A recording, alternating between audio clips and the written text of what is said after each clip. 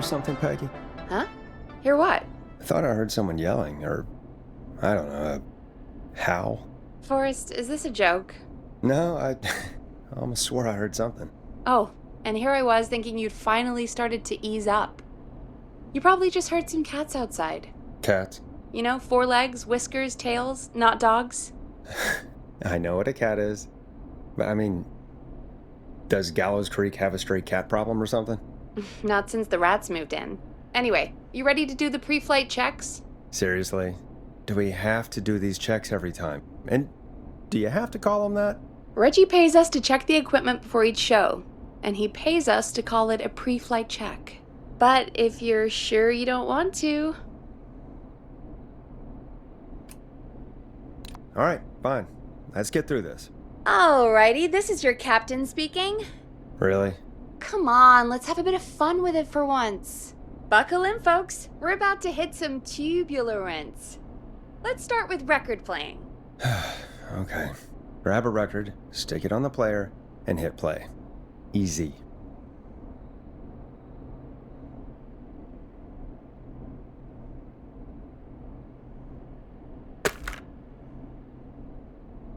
Forrest, you need to grab a record and stick it on the turntable. Got it. Great!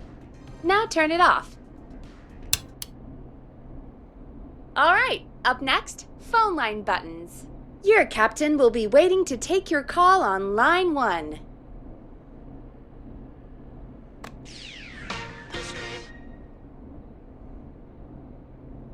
All right, Peggy. Ready for you on line 1. Who's Peggy? This is Captain Donald Key calling. Call me Don. You get it? Yeah, it's a riot. Great, and button 2 works just the same. So, let's move to the Peggy button. You mean the producer line? Like I said, the Peggy button. Press it when you need my help during the show. Is there a Peggy mute button? They haven't invented it yet. Now come on. The Peggy button is the 3rd one on the phone line. I labeled it for you. Press for Peggy. This is your brain, Forrest. Sorry I made you such an unfun turkey. I'm a turkey now, am I? Okay. Are we almost done?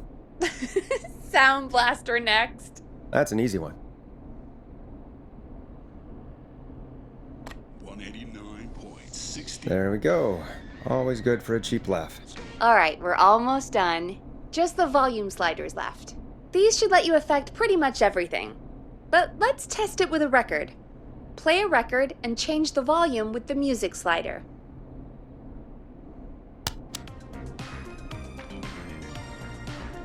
All right. Seems to be all working. We done, Captain? We sure are. Coming in for landing. Local time? Should not encourage you. I knew you had a fun side. It's my fun side that gets me in trouble. Now, let's get the show started. After your introduction, our first segment is Guess That Scream. I thought that was a joke. Nope, and don't blame me for this one. It's Reggie all the way, and he demands we do it tonight. Okay, you're live in 3, 2... 189.16. Good evening, Gallows Creek. This is your host, Forrest Nash, and you're listening to 189.16, The Scream. Before we start taking your calls tonight on Gallows Creek's only late-night phone-in talk show, I need to let you know about a special competition we have for you this evening. Guess That Scream. This is actually one of the station manager's better ideas. Here's how it works. I'm gonna play you a scream, then you call and guess that scream. We need you to guess why they're screaming. Did they stub their toe, saw off a finger, or discover the corpse of a loved one? That's good. Now, Forrest, hit them with the tape. We'll play that scream in just a second. Listen close, and then call in to guess that scream. Peggy, what do you mean, play the tape? I used to have a tape guy do that for me. You're not in Chicago anymore, Forrest. Here in Gallows Creek, you get to be your own tape guy. Come on, I gave it to you yesterday. Forrest, you do have the tape right. You knew we were doing this tonight. Peggy, let's be real. Guess That Scream is a terrible idea. No, I don't have the tape. It may be a stupid idea, but that doesn't mean it can't be fun. We're going to need a scream tonight, Forrest, and you're the one at the mic, so... Really, Peggy? You want me to scream? You know this show depends on my golden voice, right? Come on, Forrest, just do it! That's enough dead air already. Just think of a scream and let it rip! Oh, God. Sorry about that. I'm back. Had to step away there for a second. Listen close, and then call in to Guess That Scream.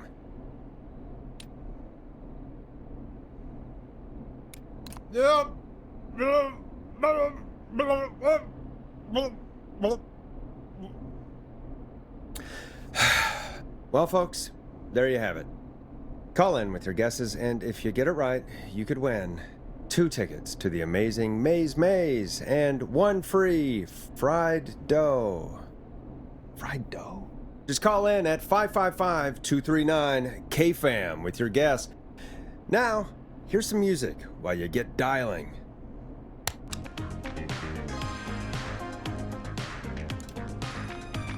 Time to go on the journey that is Blast Processor with their hit song 1980X. Oh, God, Forrest, that was amazing! Thanks. I can't wait to hear what people think that was. How the hell did I get into this mess? Lighten up, Forrest. That's gonna be the highlight of my week.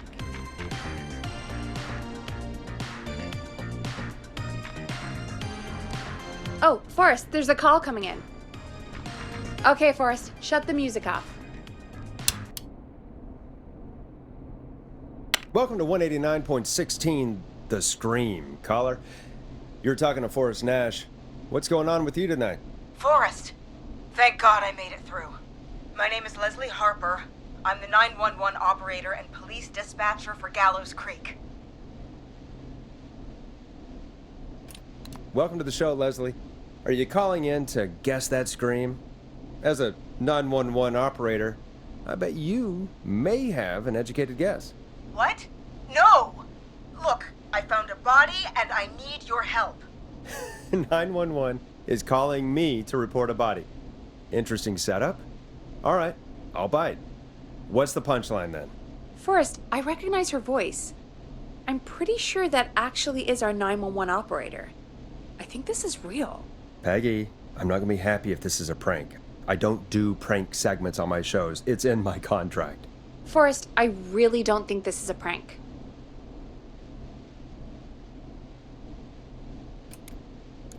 Leslie, I'll level with you. I find this hard to believe, but I'll hear you out. What exactly is going on? Sheriff Matthews is dead. What? Sheriff Matthews is dead? I couldn't get any response from the department. That's never happened before, so I came to the station and I found him. Oh, God, poor Sheriff Matthews. Do you know what happened to him? Someone got him. Someone got up very close and I really don't want to say what they did to him. Did he fight back? I don't know. I think he tried. He's surrounded by bullet casings. I think he tried to shoot at whoever it was, but...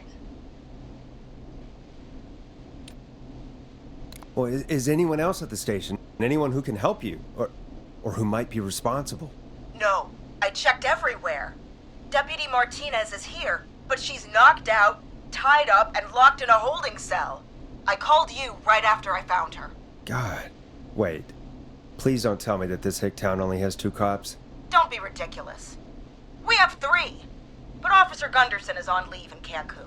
Leslie, do you have any idea who could have done this? Not a clue. I didn't see anything on my way over. Leslie, you need to call over to Henderson or Quiet Ridge. They need to send someone over from their department. I tried, but I can't call anything but local numbers. Something's wrong. I'll have to go there myself, let them know what's going on, and bring help back with me. But if you leave while there's a murderer on the loose, who's gonna man the emergency line? That's why I called. Forrest, I've routed all 911 calls to come in to you.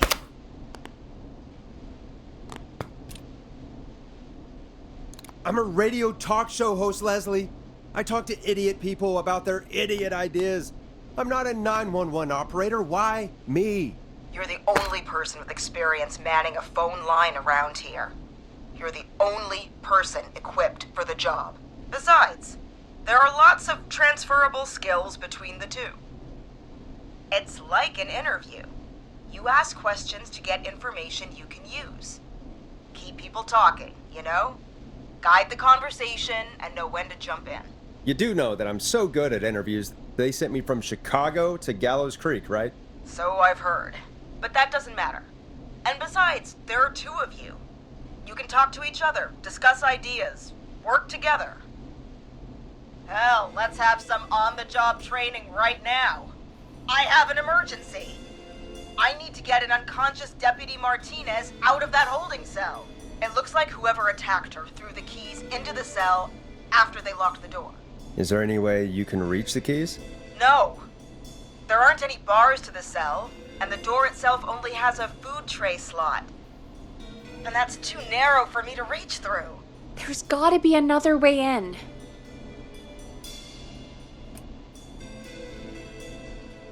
There's gotta be another set of keys somewhere in that office. Those can't be the only ones. Of course. Yes, there must be another set. Where might another set be? Maybe Sheriff Matthews had a set of keys on him when he... you know. I couldn't see any at a glance, but I didn't really look up close. 1 second. Oh, I think I might be sick. Sorry, Sheriff. I'm just gonna turn you over and... Oh. Please don't stare at me. Oh, wait. That might be them. I think I got the cell keys. Looks like Sheriff Matthews might have saved his deputy. Do the keys work? They do! Give me a minute to untie Deputy Martinez. I'll be right back. So far, so good, I suppose. How are you feeling, Forrest? Yeah, that seemed to go okay. Maybe Leslie was right. Maybe we can handle this 911 business. That's the spirit, Forrest. I think you're right. Though, I have to say, I really hope this is the only call like this we get. Same. Come on, Martinez. There we go. Just gonna sit you in your office chair. We'll head to my car in a minute. I'm back. Deputy Martinez is still out cold. I'm taking her in the car with me to get help in Henderson. If the killer came back now, Martinez would be a sitting duck. That's a good idea. We don't want to take any risks right now. Thank you, Forrest. You and Peggy just worked together like you did earlier. You can do this. Now I'll be back as soon as What? My car! My car is on fire! What do you mean it's on fire? How the hell? Did it just go up in smoke? What happened? Wait. What? No way. This can't... Oh, Forrest, we have big trouble. What's happening? What's that noise? It sounds like whistling? Whistling? It can't be. Oh my god.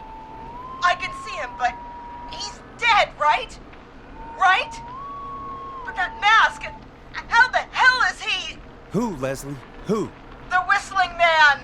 The Whistling Man? Who's the Whistling Man?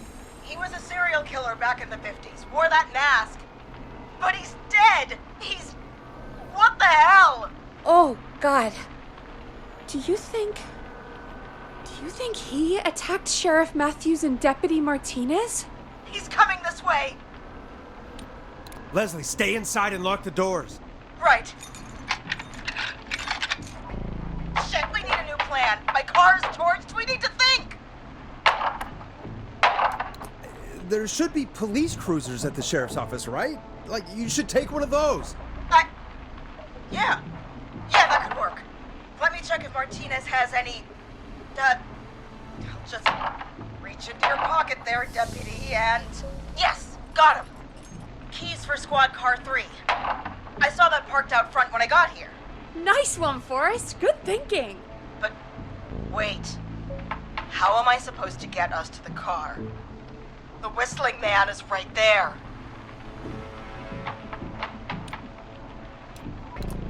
The sheriff must have a gun, right? Can you see it? There was a gun next to him. Let me grab it. Shit. It's empty. He must have emptied it trying to defend himself. There must be a weapon lockup in the station, right? Could you grab something from there? I saw it earlier, but as you might have guessed, it was locked. But maybe one of these keys I got earlier will help. Let me see. No. No. No! Shit! None of the keys work. Are there any other weapons lying around that you could use? I didn't see anything earlier. Let me check Deputy Martinez's belt.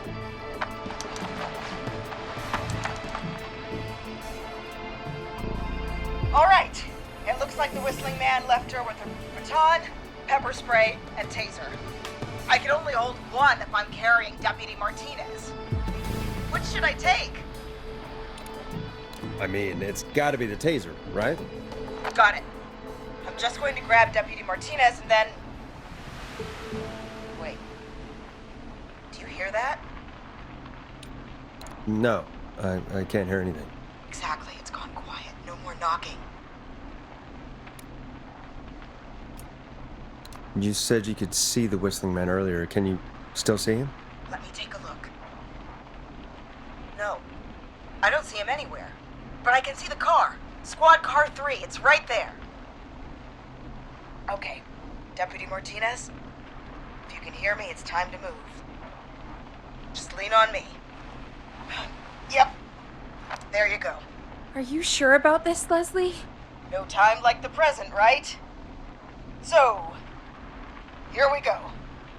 Again, you're hooked into dispatch now, so I should be able to radio you when I reach the car. If I reach it. Speak to you soon. Good luck, Leslie. That's one brave woman. God, I hope she makes it through this. You know, I've got to say, this really wasn't what I expected when I came into work today. Well, they always say you have to be ready for everything in live radio. Oh, I think we've got Leslie back on the line. I'm putting the call through. Hello? Forrest? Peggy? This is Leslie. Are you there? Over. We're here, Leslie. So I guess you made it to the car then. Over? Sorry about the CB chat. Old habit. But yes, we made it to the car. Deputy Martinez is in the passenger seat, still out cold. I don't see the whistling man anywhere, and I don't plan to wait for him. So I'm going to get us moving. Jesus! God damn it! Get back! Get away from her! Leslie, what's happening? The whistling! No! Get off her, you son of a bitch! Yeah! Take that! Leslie, drive! Don't worry, Deputy Martinez. We're out of here. Leslie, are you two okay? Did you get away, or... Forrest, that taser? Definitely the right call. Oh my god, I can't believe we escaped. Well done, Leslie. You saved a life. Just another day for you. Oh my god, yeah. But let me tell you, I prefer doing it from your side of the phone. Leslie, how long do you think it's going to take to get help? Gallows Creek isn't Nowheresville, but it's pretty damn close. It's going to take a while, maybe 2-3 hours each way. Slightly less if I put my foot down. You keep that pedal to the floor then. We'll see when you're back. You don't have to tell me twice. Anyway, once I'm in... Oh, I think Deputy Martinez is starting to stir. Forrest, Peggy, I've got to go. I'll be out of range soon, but I'll radio back as soon as I can once I got the cavalry. Take care, Leslie. Be safe out there. Good luck, Leslie! Feel better soon, Deputy Martinez!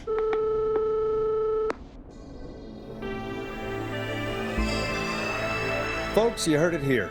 We've got a killer on the streets of Gallows Creek tonight. Please make sure to stay safe. And Leslie, we're counting on you. We're gonna get back to the show meanwhile.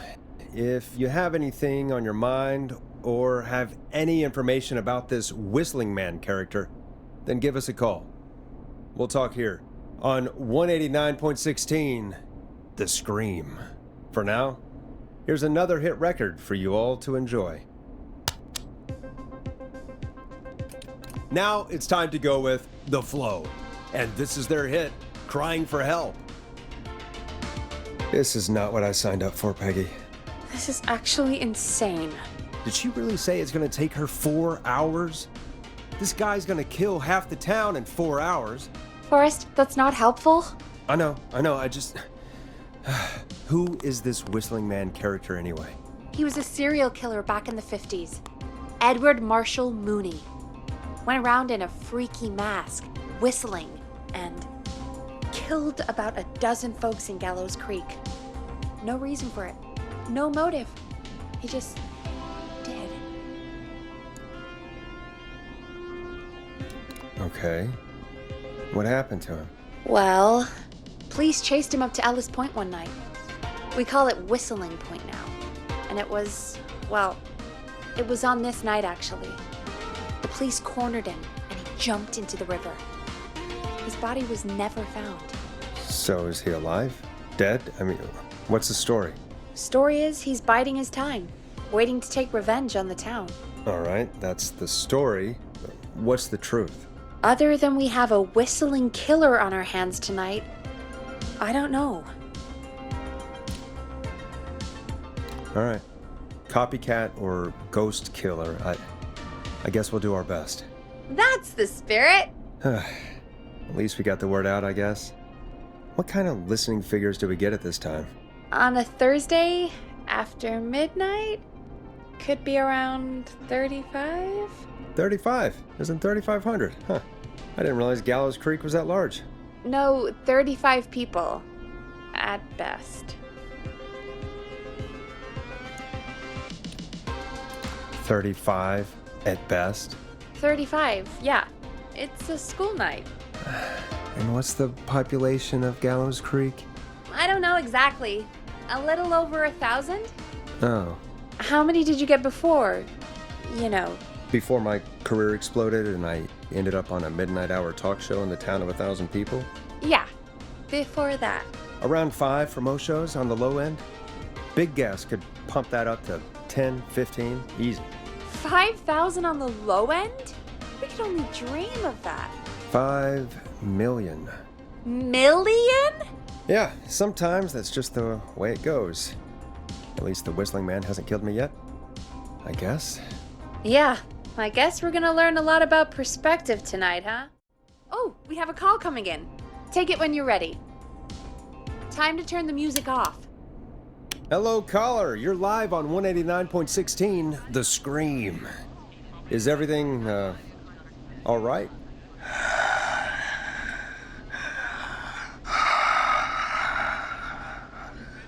Okay, who is this? Are you, hello? Hello?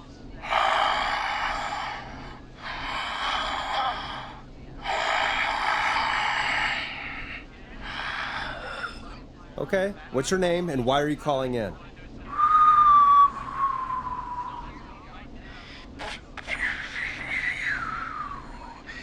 You know my name.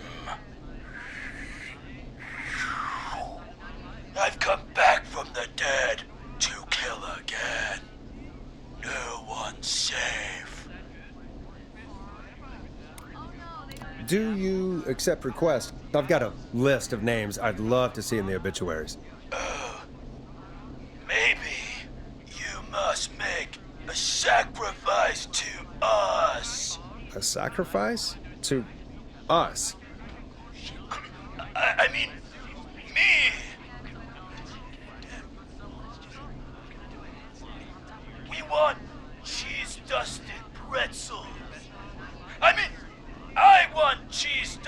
pretzels, or I'll cut your face off.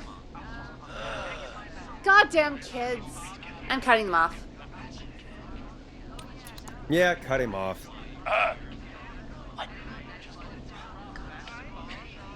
We also want a mega gulp. For anyone just tuning in, we do in fact have an actual killer out in the streets tonight. Anyway, this next one's dedicated to all of you staying inside with your doors and windows locked.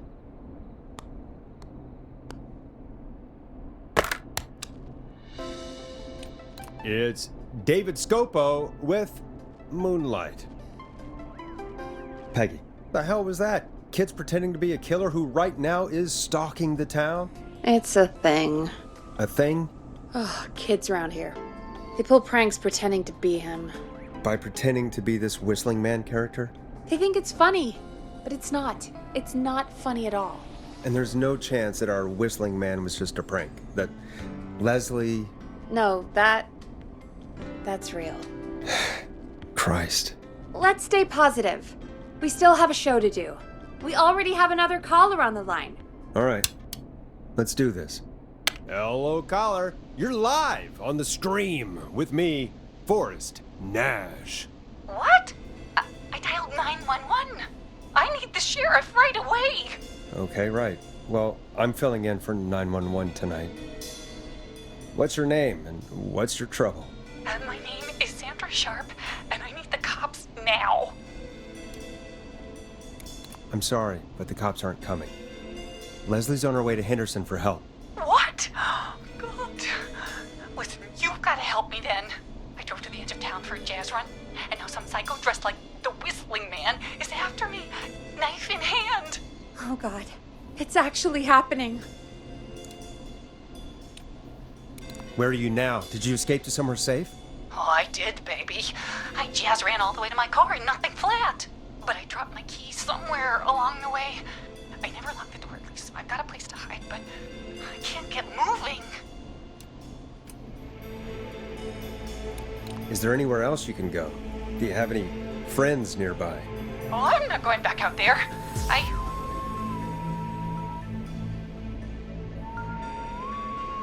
Oh, shoot. Oh, he's back. Look, I don't know a thing about cars, but I gotta start this engine without the keys. And you're gonna have to help me. Wait, I don't... If it helps, I've got a toolkit buried beneath my spare sweatbands. I'll call you back when I find it. You're listening to 189.16, The Scream. Hosted by me, Forrest Nash, your friendly neighborhood radio host, mechanic and savior. Sit tight while the record spins, folks. This one goes out to you, Sandra. Doesn't the station have a show about cars? The Tamora twins or something? Timberline twins talk motors. Yeah. You know they're not even brothers. Really? They look the same, though. I know, but they're not even related. It's weird. I asked them about it once, and they got really sweaty and defensive. Anyway, go see what you can find. The offices are out the door and down the hall.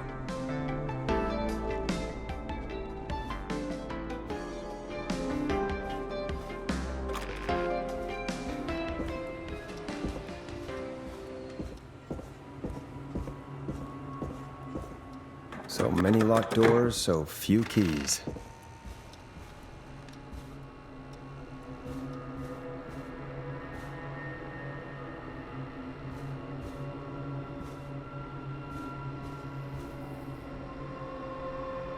Now this has to be important.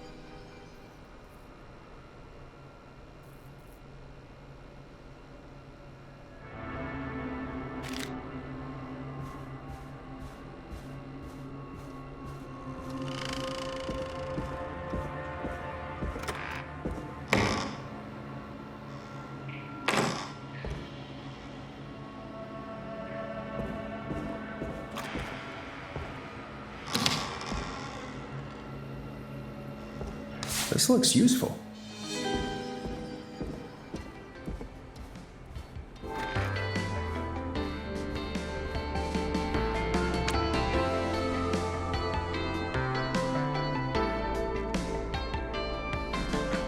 find anything? Yeah, I found a magazine about hot wiring cars. Well, that sounds perfect. Okay, Forrest, shut the music off.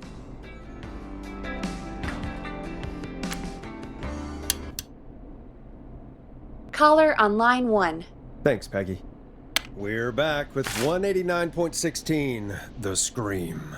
How are you holding up, Sandra? The creep's looking through the parking lot trying to find me. But I've got my tools, and I'm ready to get this hunk of junk moving. How do we start this baby?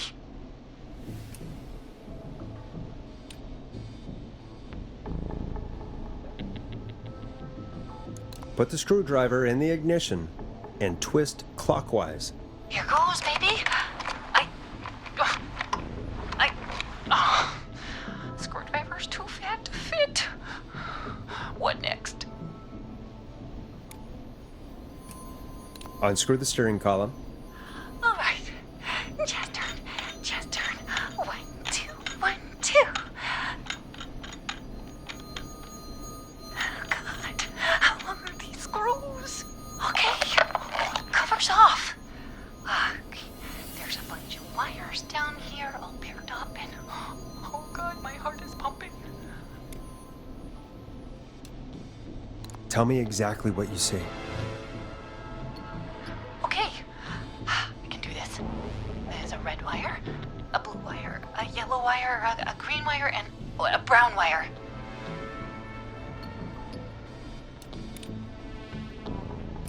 What's the serial number on the steering column? The number is 576-894-320.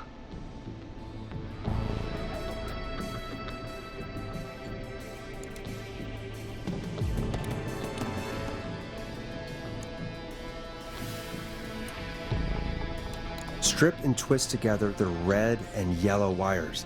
All right. We take the red and the yellow, and we twist, and we turn. Oh, perfect. I also see pink and purple wire. What next?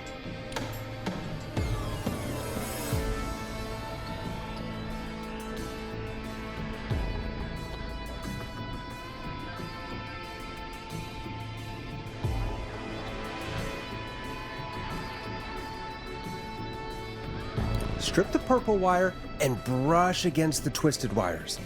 Okay. We strip and we brush and... And it's your body. Fantastic work, baby. Anytime you want to come down to the jazz studio, you get in for free.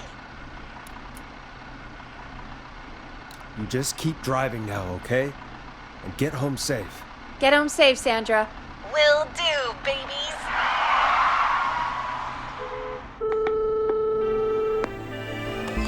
We did it, Forrest! We sure did. Here comes another hit track that we're excited to share with you. And remember, if you're also having car troubles, then tune in to Timberline Twins Talk Motors here on 189.16, Monday to Friday at 5. Take it away, Forrest. I still can't believe this is happening. Right?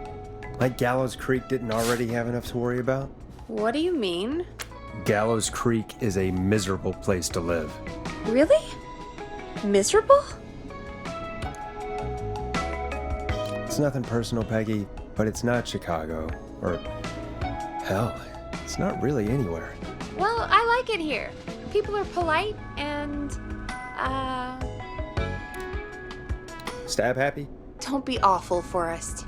Come on, there must be something you like about this place. I guess some folks have been okay. You're not terrible, after a while. Not terrible after a while? High praise coming from Forrest Nash. You know what I mean, Peggy. I do. It's Forrest Nash for I think you're swell. Anyway, I hope the killer is done for the night and that Leslie gets back soon. Me too. Can we at least call off that stupid Guess the Scream contest now? Yeah, that'd probably be a good idea.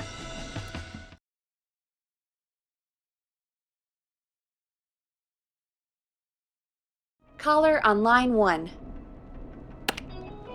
When you're ready, shut the music off. Evening, caller. This is Forrest Nash, host of 189.16, The Scream, and tonight's 911 stand-in. Hey, Forrest. My name is Brian. Brian Ponte. Brian Ponte of Ponte's Pizza. Hello, Brian Ponte of Ponte's Pizza. What have you got to say about what's happening? I'm so happy that Deputy Martinez survived. I've seen her a lot over the years down here at Ponte's Pizza. Oh, you did a really great job. And as a thanks for all you did there, I just wanted to tell you that I'm sending you some coupons for free pizza here at Ponte's Pizza. Wow, Brian. That's really good of you, but you really don't have to, though. Oh, it's the least I can do. And if you like it, well, you're in luck, because we're always running great deals that'll have you eating for pennies. Sounds great, bro. And let me tell you, the pizza we have is to die for. No. Poor choice of words tonight, I guess. Hey, don't worry about it. It's all right. Oh, thank you, Forrest. Well, I just hope I didn't put you or anyone else off coming on down to Ponte's Pizza. We've got a great special this weekend. Our famous beer and pizza deal. Wait a minute. Come on down to Ponte's Pizza this weekend. You've just got to pay for one slice to get yourself. God damn it, you're just calling in to advertise your shop. Peggy, hang up on him. Done. Oh, real quick, before I forget, it's probably time we played a paid ad. Now, a word from our sponsors. You know how to play an ad, right? Sure.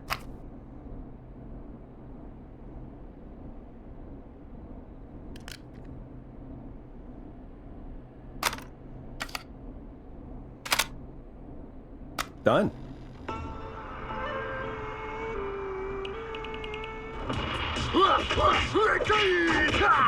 Do you seek ancient wisdom? Do you want to double your power? Are you ready to unlock your inner warrior for only $24.99?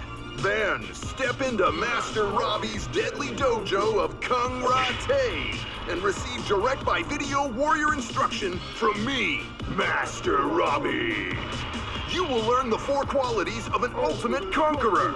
The power of the alligator, the discipline of the tarantula, the speed of the tuna, the poise of the scorpion, and the wisdom of the bullfrog. Using classified techniques, I'll unlock your inner chi after only 5 30-minute video sessions. Ultimate power and wisdom can be yours now for the low price of only $24.99. Just call 555-7861 USA to take your first step to becoming a champion.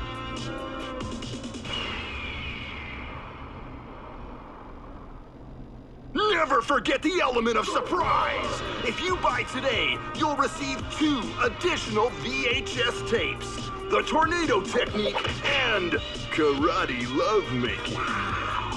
Call today! Do people really buy this kind of thing? Don't pretend like you're not interested. I mean, I wouldn't buy them, but I might watch them, I guess. Yeah, I bet karate lovemaking sure is something. Is Forrest Nash at a loss for words? Let's just get to the show. Wow, what a deal. Only $24.99. And I'm not just saying that because they're paying for the airtime. But unless they pay us more, then it's time to get the show moving along with our next caller. Welcome to The Scream with me, Forrest Nash. Yeah, Leslie. This is Maurice Russell from the Gallows Reporter. I'm at the office. This guy just broke in downstairs and... Wait. Forrest Nash? I want to speak to 911. Put Leslie on. What? God, another one? I am 911, at least for tonight, anyway. Damn it, son. I don't care who you are. Just put me on with Sheriff Matthews. Sheriff Matthews is dead. Dead? What happened? Did you witness the incident? Are you willing to do an interview for the reporter? I can cite you as an anonymous source, if that's a concern. Never mind that. Tell me what's happening there. You said there's been a break-in? That's nothing to get worked up about. Some idiot kid just broke in, dressed as the Whistling Man. Teens. They get worse every year. This punk wasn't even a disappointing twinkle in his daddy's eye when Edward Marshall Mooney stalked the town. But I was there. I covered it. You don't understand. That's not a prankster. That's the Whistling Man. Of course it's not. It's a stupid kid. Every year this happens. They think it's funny. Not a big deal, old man.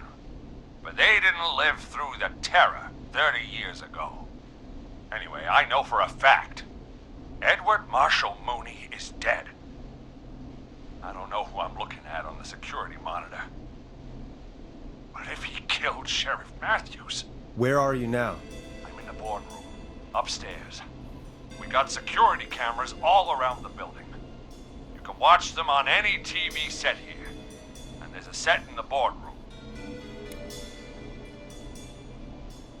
Maurice, is there any way you can get out of there? I sure as shit hope so, kid. But I'm not sure how I'm going to do it. That crash you heard was him tipping over my filing cabinets. He's blocking the stairs. I'm guessing the stairs are the only way out? That's right. And it would take me a good few minutes to move those cabinets. We need to do something. But what? All we can do from here is... Forrest, I think I've got it. Why don't we call the killer? They'd have a bunch of phones set up across the office, right? In different rooms, with different extensions? So we call one of them. Draw the killer away. Maurice time. That could work. Exactly! It's worth a shot. I can hear you, you know. The son of a bitch hasn't killed me yet. Yeah, sorry, Maurice. Peggy and I were just trying to figure out... You realize how stupid that plan sounds, right? For that to be successful, you're gonna need every phone extension. Plus, a plan of the entire office floor. All delivered while the killer is en route. I've got it. And thank God I've always been cool under pressure. Don't go anywhere.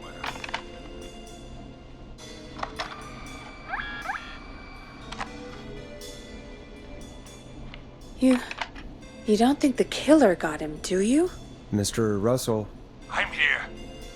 The freak's going to be here any second, too. Go check your fax machine.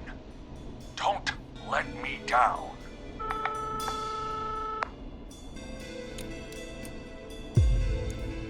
Tell me where the fax machine is again, Peggy? The fax machine's in the office on the other side of the hall. Thanks, Peggy. Be right back. Okay. Go to the office on the other end of the hall. Grab the fax from the machine. Easy. This must be it.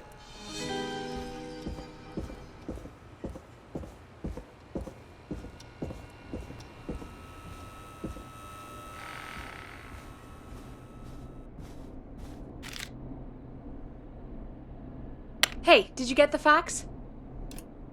Yes, I have. Mr. Russell, you still with us? I am. You get my fax?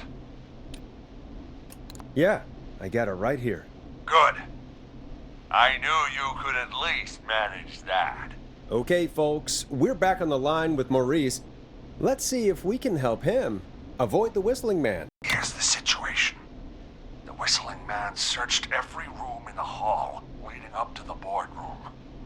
And now, he's in the office next door. It's now or never.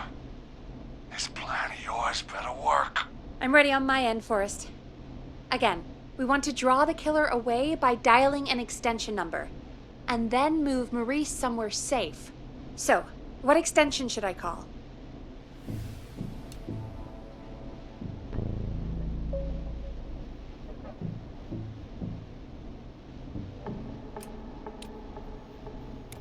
Call the editor's office. The extension is 03. Got it. I'll put the call through when you're ready. All right, Nash. Where do I need to go?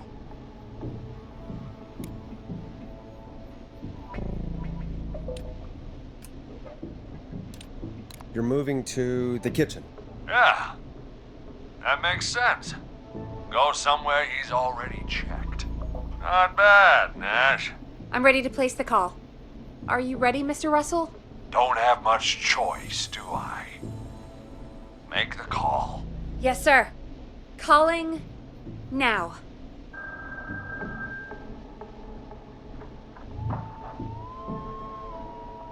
I can't believe it. He's actually heading to my office.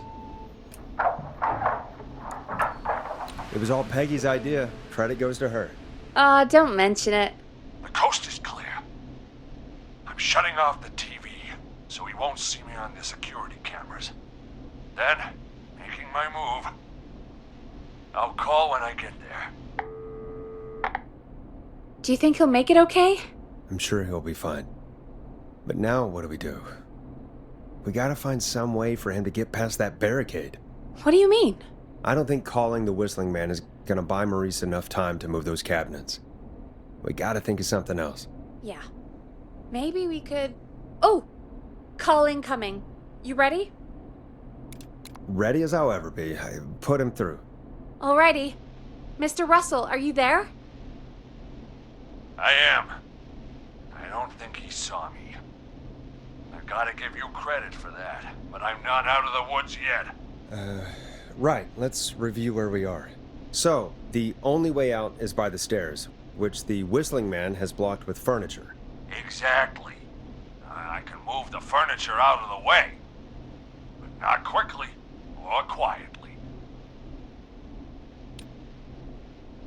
Could you lock him in a room?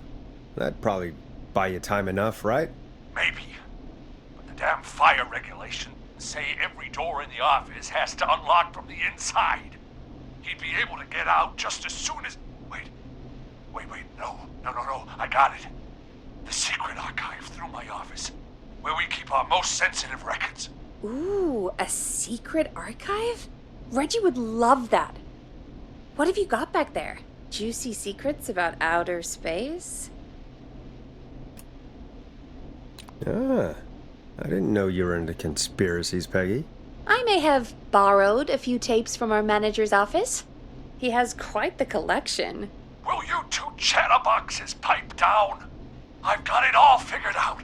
The secret archive. There's no lock on the inside of that room, only the outside. You can't break out. If we can get him in there, and I lock him in... We can catch the son of a gun. Exactly.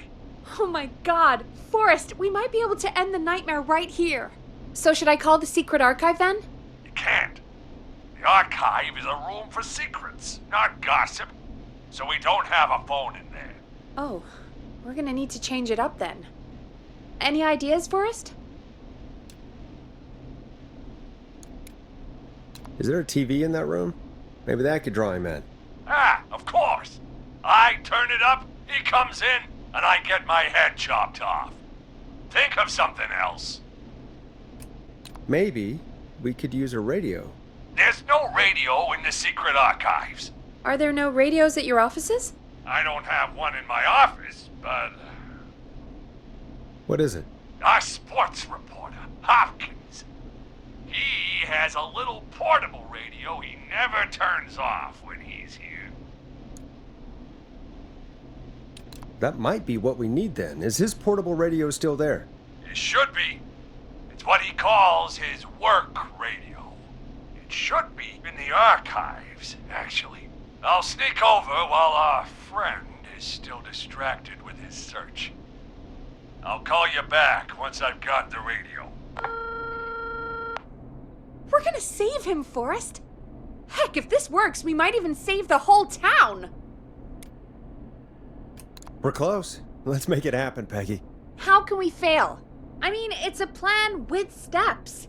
Get the radio, plant it in the secret archives, lure the killer, and... Oh! Call incoming from the reporter. Putting it through now. Nash, hello? Nash, are you there? I'm here. Is everything okay? I found the radio. It's right where I thought it would be. It's all coming together.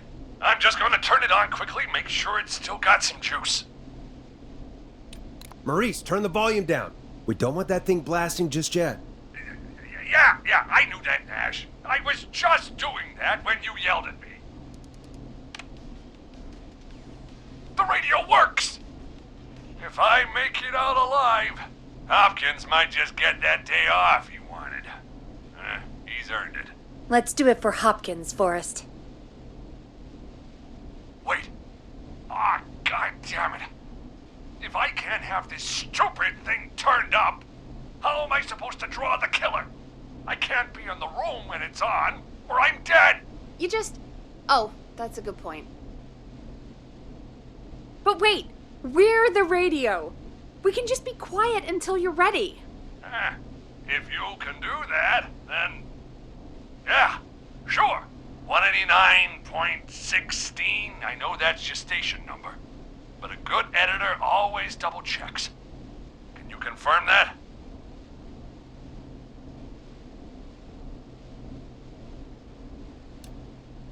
.189.16, The Scream. Gallows Creek's best and only phone-in talk show with me, Forrest Nash. And me, Peggy. Jesus Christ. I've got the radio on silent, but I'm tuned in. Now, I just need to get to my office. Sounds like we need to make another call, Forrest. Where should we send the killer?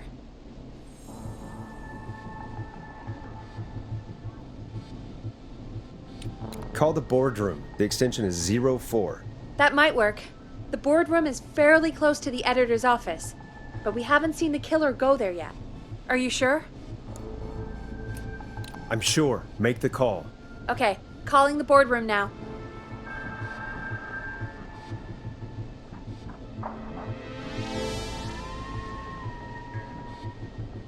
He's on the move. I'll call you guys from my office in a second. Looks like we're almost through this nightmare.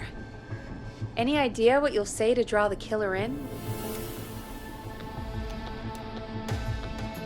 I'm gonna do my best impersonation of Maurice. I think that'll draw the killer in. What's your Mr. Russell impression? I think I gave that masked freak the slip.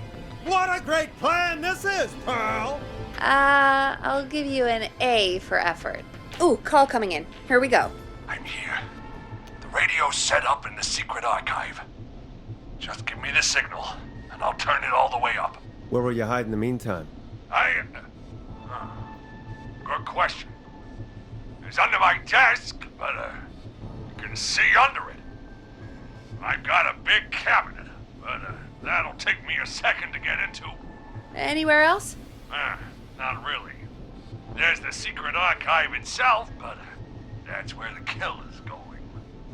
I could try the cubicles, but they're pretty far away. Your judgment has kept me alive so far, Nash. What do you reckon?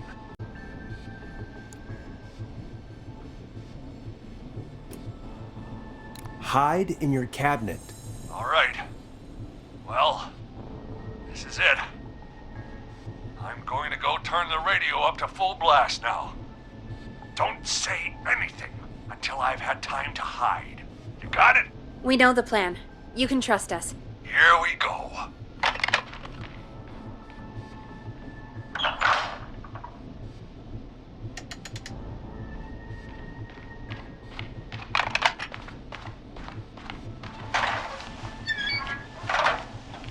I think it should be safe now, Forrest. That's it! No more hiding! I'm a tough old man. I've been on the beat longer than you've been alive! Come on down, Whistling Man. Come and get a knuckle sandwich.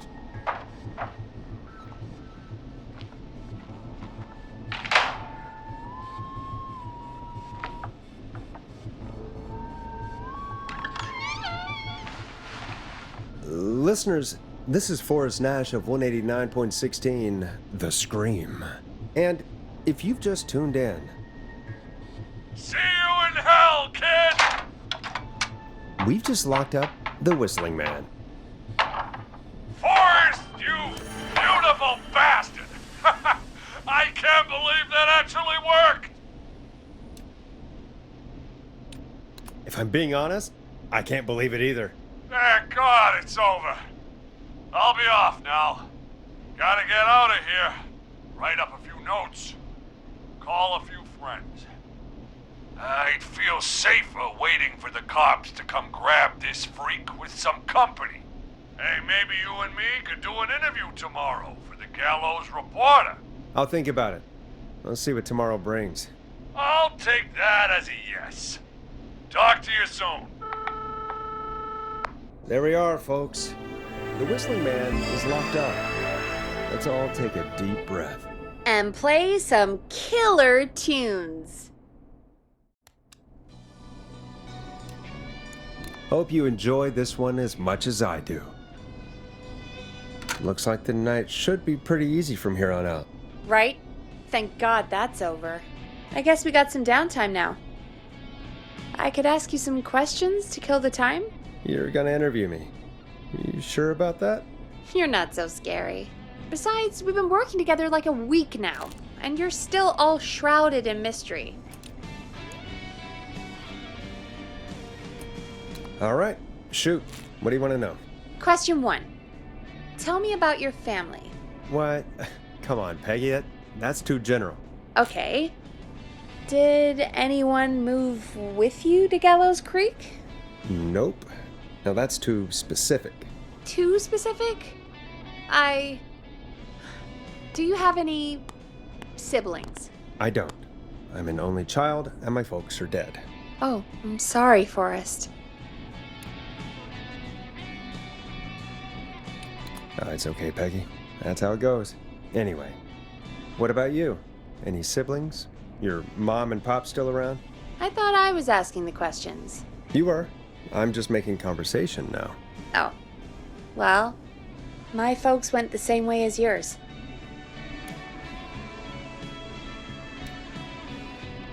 Oh. Yeah. My dad walked out when I was about 13. He'd been a wreck for a while. Then he got himself into a wreck, and, well, that was Dad. Mom didn't take it well. She remarried pretty quick after that. She wanted to forget Dad so bad, she even made me take my stepdad's last name. So I'm Peggy Weaver now.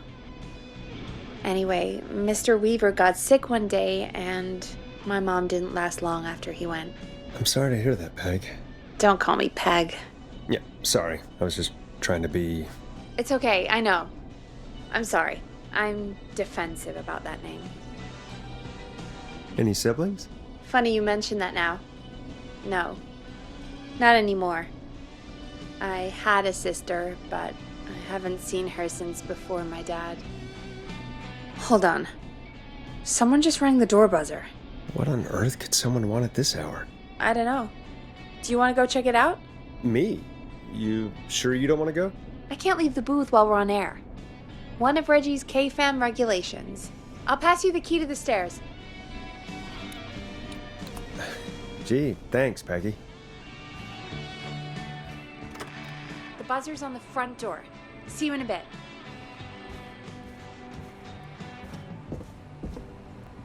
Okay, down to the first floor, then check the door.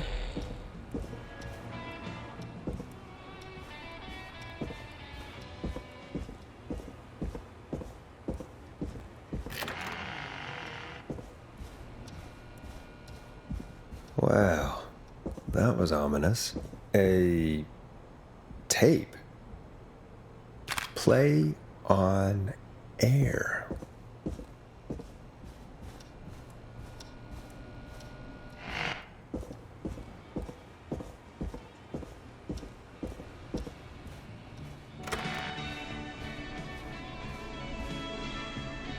Who was there? I didn't see who it was. Are they still out there? No, they left as soon as I went down there. They pushed a cassette through the door. It says, play me on air. All right. Well, turn the music off and play it.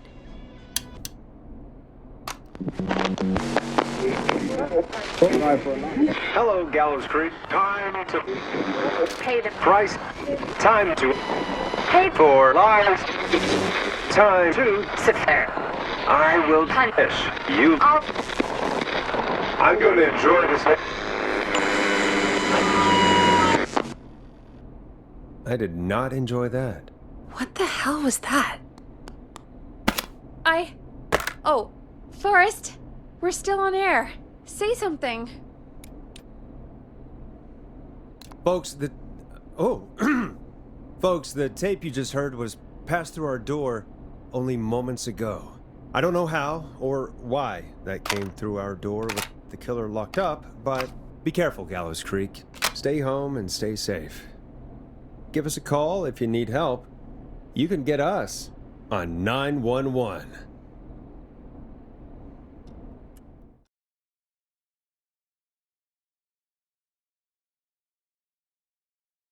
Hey, we had a call come in. Caller, you're on 189.16 The Scream with... Ash! Shut up and listen to me! Mr. Russell? What's wrong? Are you okay? I said listen! He's gone! The Whistling Man is gone! God damn it, I thought you locked him up.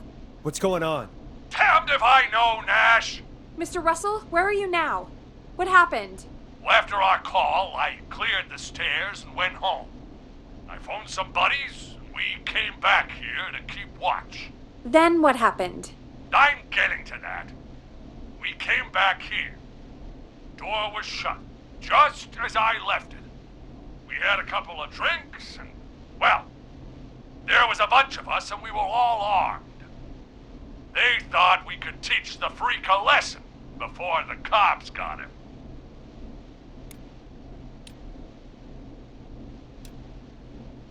I don't blame you. I would have been tempted to do the same. Have you both got a screw loose? You know what the Whistling Man's done tonight. This was not my idea. The guys just grabbed their weapons and unlocked the door.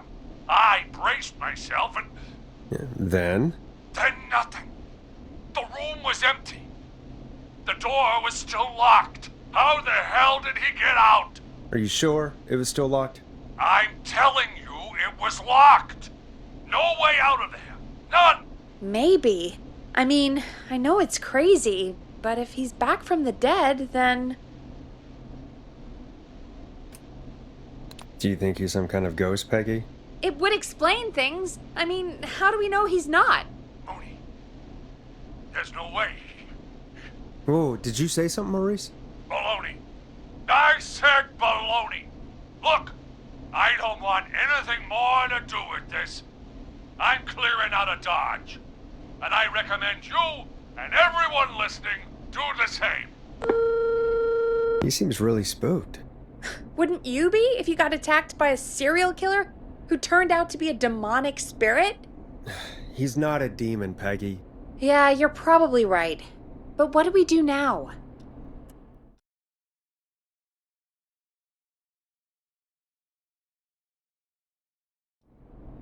Thank you again, Mrs. Mackenzie, for the helpful tip. The bagger at the grocery store cannot whistle. We'll remove her from the suspect list. Let's go to a break. I need you for a second. All right, folks. We need to take a quick break. This one's for all those folks out there keeping the hatches battened. Teddy Gallows Jr. is a family man, a devout Christian, and a proud patriot.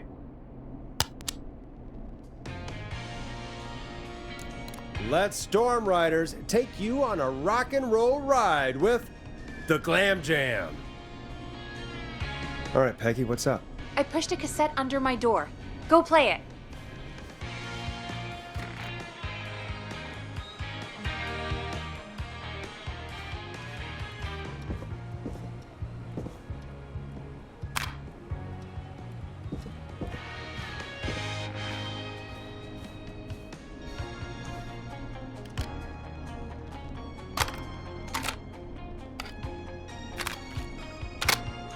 Or try your call again. straight to voicemail? My God. Are there any professionals at KFAM? This is Gina Franklin. I'm calling because your backwater station has not honored our agreement. We gave you Mr. Snatcher's newest single, the kind of honor you've never had and probably never will again. And we've still not received any information about when you're fitting it into your busy programming. I'll be frank, I didn't want you as part of this debut, but Mr. Snatcher, due to his prior friendship with Mr. Nash... Prior and current friendship, Gina. Forrest, mate, you alright? Don't worry about Gina, you know how she is. But yeah, can't wait for you to hear the new single, man. I think Final Breath is my best work yet. I really hope you and your listeners like it. And man, if you ever find your way this side of the pond, let me know. We'll have to catch up. Damn it, Roddy.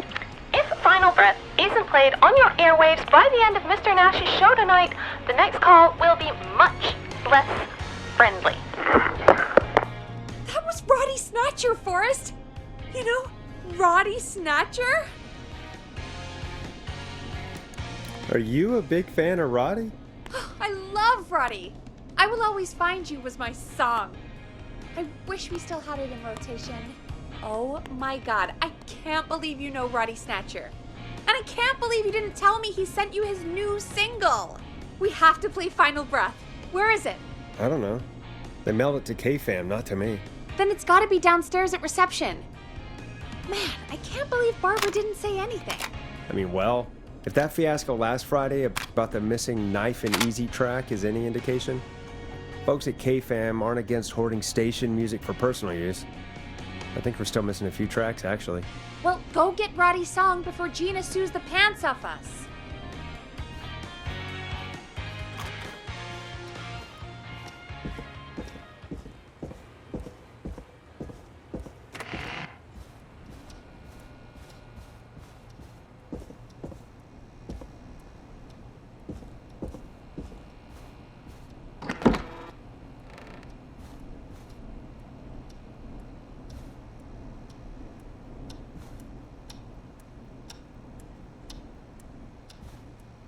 This must be it.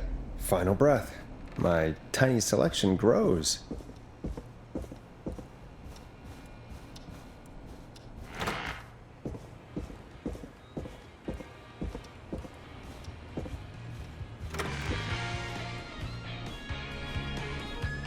Hey, did you get it?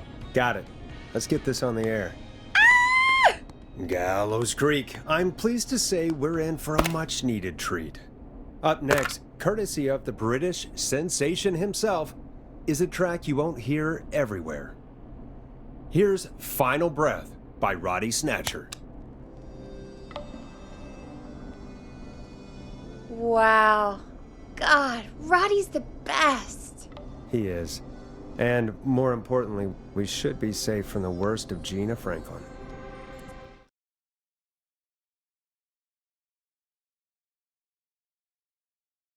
And I think that's every time I've seen him live. Peggy, you just talked through the whole song. Oh, whoops. It's okay. I can just play it on loop later. Oh, shoot. I just noticed we have a caller waiting. I really hope it's nothing serious.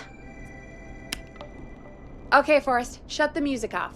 Evening, caller. This is Forrest Nash, host of 189.16, The Scream, and tonight's 911 stand-in.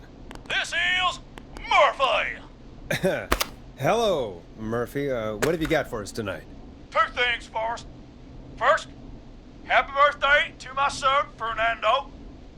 He's 3 today, and man, being his daddy has changed my life. I've learned how to live, how to laugh, most importantly, how to love. Aw, happy birthday, Fernando. Happy birthday, Fernando. Thanks. And now, my other thing. I'm putting the word out to this so-called killer. You think you're tough, huh? Big man with a big knife, huh? Reuben, come face me, a true warrior, at the Gallows Waste Disposal Plant. Guess what?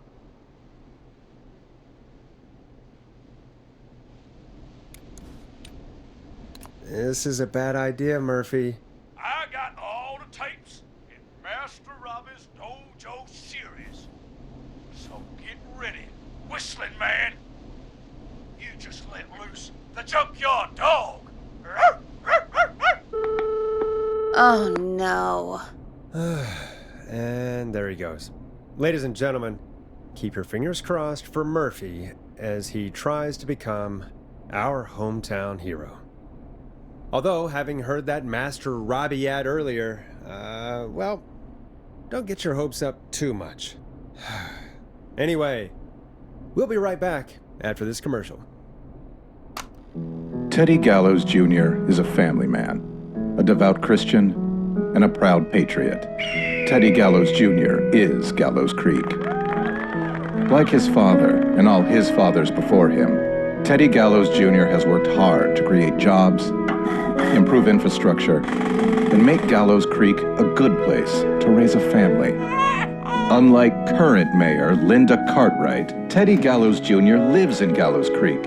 He's our neighbor, and he stands with our neighbors. Like Sheriff Matthews, who, after years of keeping the peace, Mayor Cartwright is trying to force into early retirement. Teddy Gallows Jr. doesn't believe in keeping a good man out of a job. Teddy Gallows Jr. believes in the American dream. Does Linda Cartwright? Help Teddy Gallows Jr. keep Gallows Creek a good American town. Help him become mayor. Take a swing for Gallows Creek. Vote for Teddy Gallows Jr. My name is Teddy Gallows Jr., and I approve this message. God, what a jackass. 100% grade A asshole. Linda Cartwright isn't super herself, but she's not... Yeah, we don't have any more of those ads to air tonight, do we? No, just the one. Good. I have to ask, though, take a swing for Gallows Creek? He set the home run record for Gallows Creek High. Of course he's one of those guys. Yep, he played lots of sports back in the day, and he never lets anyone forget it. Right. Let's just get back to the show. Well, folks, hearing that reminds me that every vote matters. That ad really made me want to take a swing at Teddy Gallows. You mean take a swing for Teddy Gallows? Yeah, sure. Let's find out from our next caller who's got their vote. We got a caller. You know what to do. Hello, caller. You're live on the stream with me, Forrest Nash.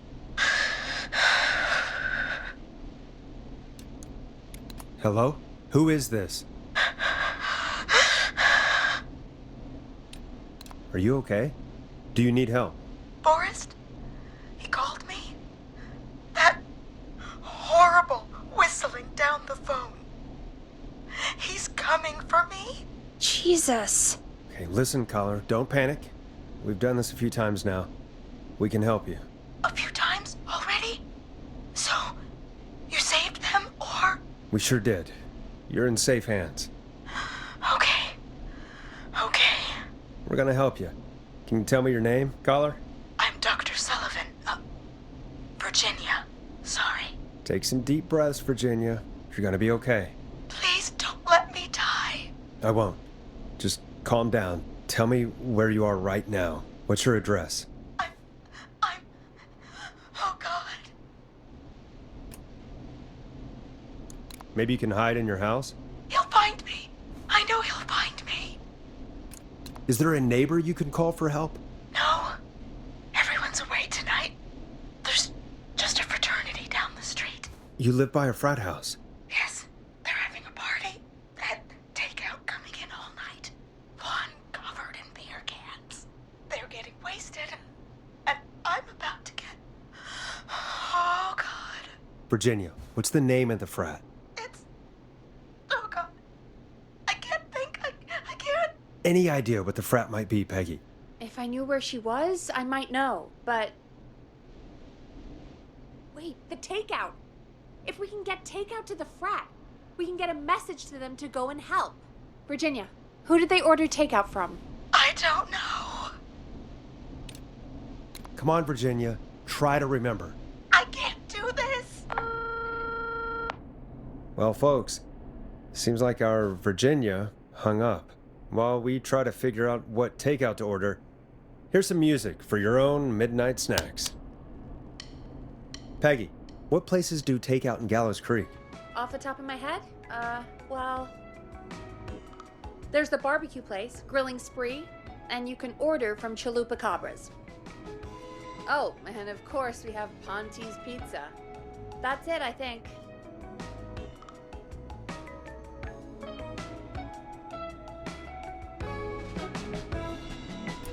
All right.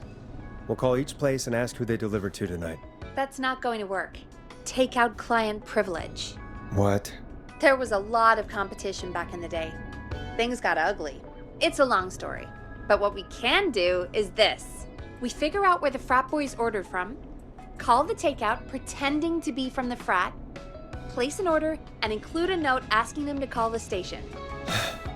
There's no other way, is there? Not that I can see.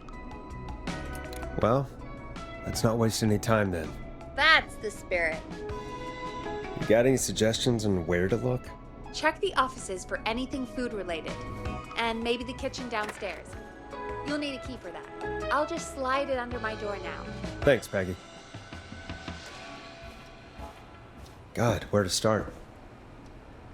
What would make me order from somewhere if I were a partying frat boy? We have a food critic, right? Chad or Brad or... I'll just have to look around.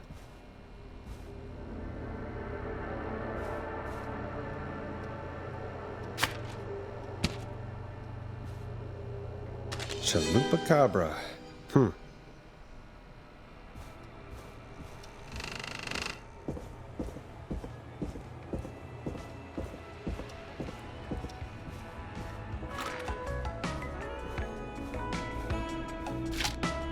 Hey, find anything useful? Yes, I have. That's great. Are you ready to get back on the line? Let's make the call. Okay, Forrest. What'll it be? Call Chalupa Cabra. All right. Chalupa Cabra is on the line.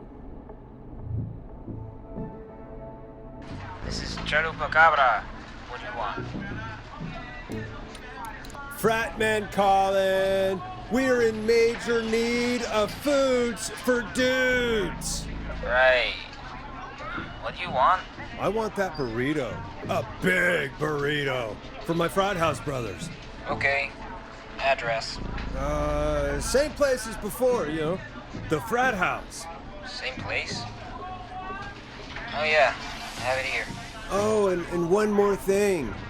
Can you add a note to the order that says to call K-Fam? Yeah, we'll do it. And now we wait. We should put a song on. Agreed. This one goes out to our delivery workers. It's funky, it's groovy, it's Stabbin' the Twilight by Knife and Easy. Which of the takeout places would you order from? To save Virginia? No, where would you actually eat? Oh, I mean, they're all pretty equal. Sure, but if you had to pick one. All right. Not Ponte. He's not Ponte. Right, so between Grilling Spree and Chalupa Cabras. I mean, it depends. Do I want a plate full of meat? Or do I want really, really good nachos? It can change depending on the day, you know? Yeah, fair enough. Maybe I... Hold that thought, Forrest. We've got a call coming in. Time to turn the music off. Hello, caller. You're live on The Scream with me, Forrest Nash. This is Dudley from the Brotherly Fraternity of Engineers. I have a note to call you. Hey, weird question. But you aren't the only ones on your street tonight, are you? No, sir. I think everyone on the street is in tonight. Yeppers. I've just visually confirmed it. I see cars in the driveways, and a couple of lights on. Everyone's in, yeah. Oh, and you've not been throwing a loud party all night, have you? I certainly hope we haven't disturbed our neighbors. Why do you ask, sir? Forrest, we have a new call coming in. Forrest, line 2. Hello, you're live on 189.16, The Scream. Forrest, it's the whistling man. He's at the door. He's... Oh my God. It's you, isn't it? Clive, I didn't talk.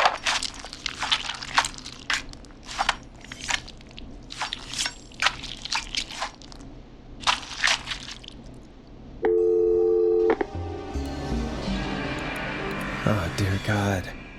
Poor Virginia. You did your best, Forrest. To everyone listening, I know things look bad, but please don't lose faith. We will stop this whistling man. And I think Virginia may have just given us the clue we need. What was that about Clive, I didn't talk? Do you know what she meant? There's a janitor here at the station named Clive. But your guess is as good as mine. All right, folks. Seems we may have a lead. If any of you know a suspicious Clive, then please call in.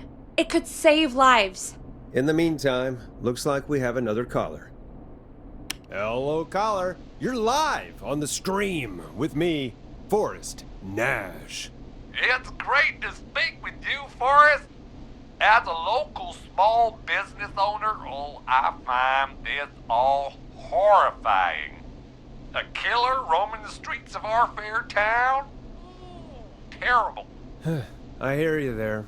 It's a scary time for everyone in Gallows Creek. How are you holding up? You somewhere safe tonight? Yes, Forrest, I am. I'm here at work in my small business. It's a safe, family-friendly place. Good for you, friend. I'm glad you're keeping safe and busy. Thank you. Oh, I'm really living the American dream. Here in my business.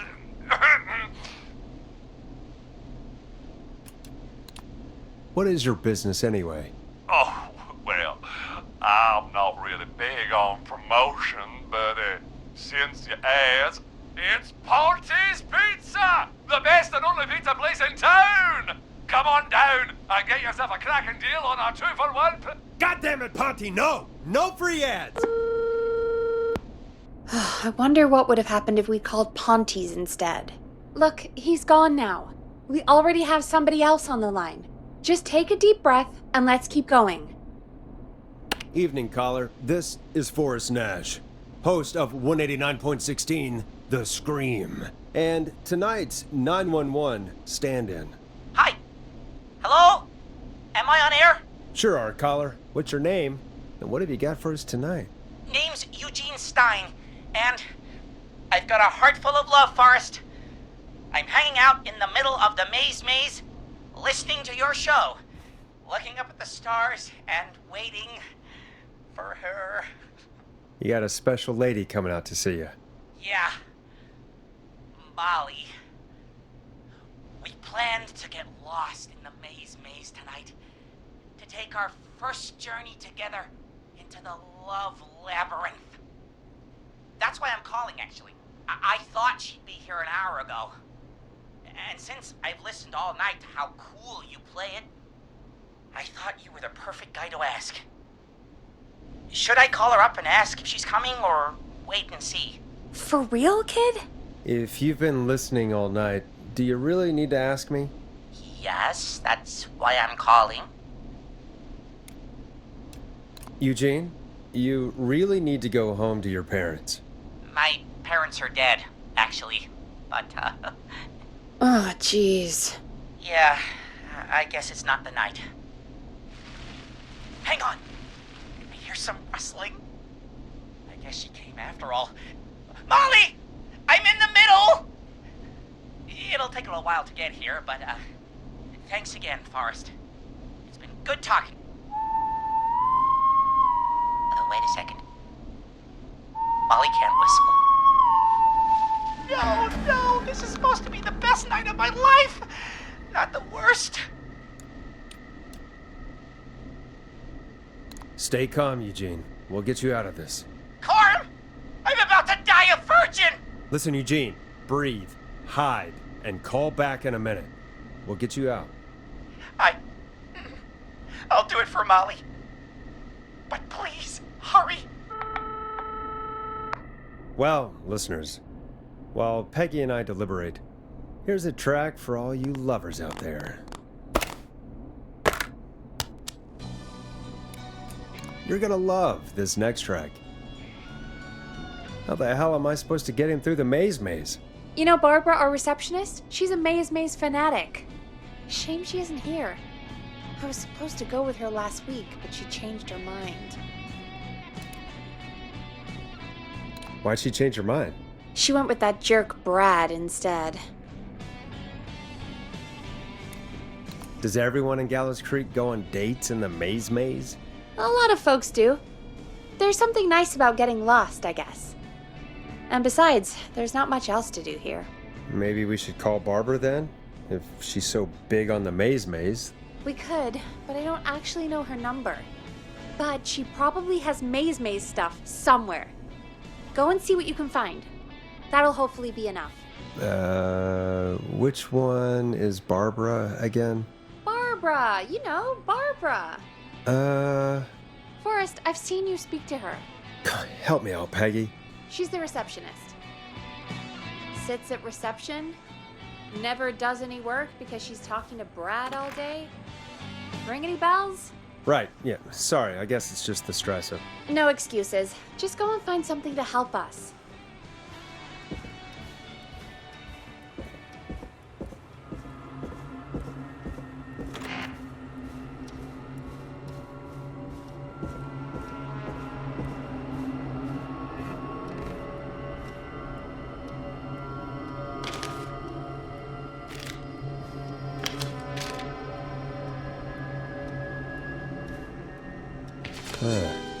Looks like Brad broke her heart.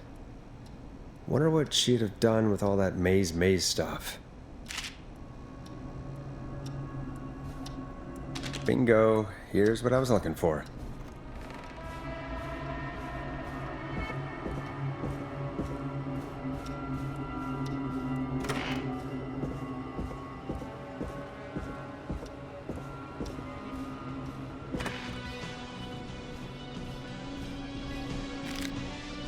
Any luck? For Eugene, yes. For Barbara, no. Brad canceled the date, so Barbara left her tickets and a map for the maze behind. Ugh, Barbara can do better than... Never mind. Let's save the kid. Eugene called while you were away. He's on line 1. Okay, Forrest, shut the music off. Welcome back to 189.16, The Scream. I hope you lovers like that track. And I hope we can help our lover in the maze. Eugene, you're back on air. I'm lost, Forrest. I just ran and I don't know where I am. I'm at a crossroad, facing a tractor statue.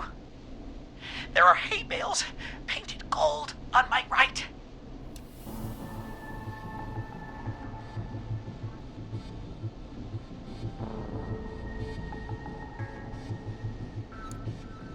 Go left.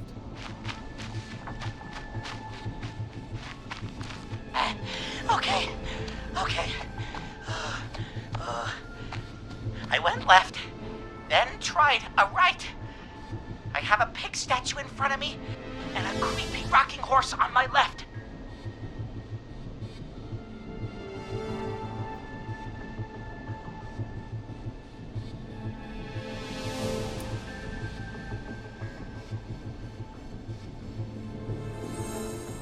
Go backwards. Oh, God! Why didn't I just invite her over? I'm at a crossroads. There's a pitchfork statue up ahead. Which way?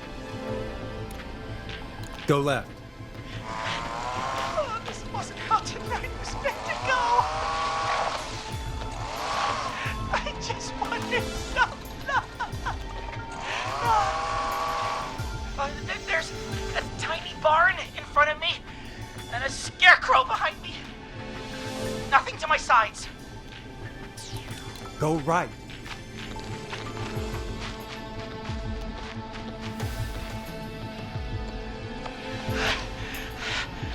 can't run much more. I just passed a cordon silo. Didn't see anything else.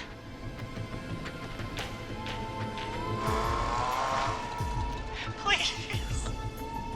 Where do I go? Go right.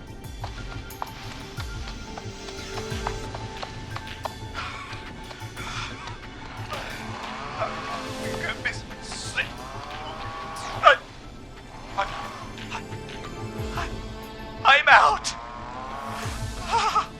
And my bike's still here. Oh, thank you, Forrest. I love you, Molly! That was tense. I think I held my breath the whole time. I think it went pretty well, all told. I think you're right. By the way, why do you think Molly missed their date? Do you think she's okay? Unfortunately for Eugene, I think she probably never left home.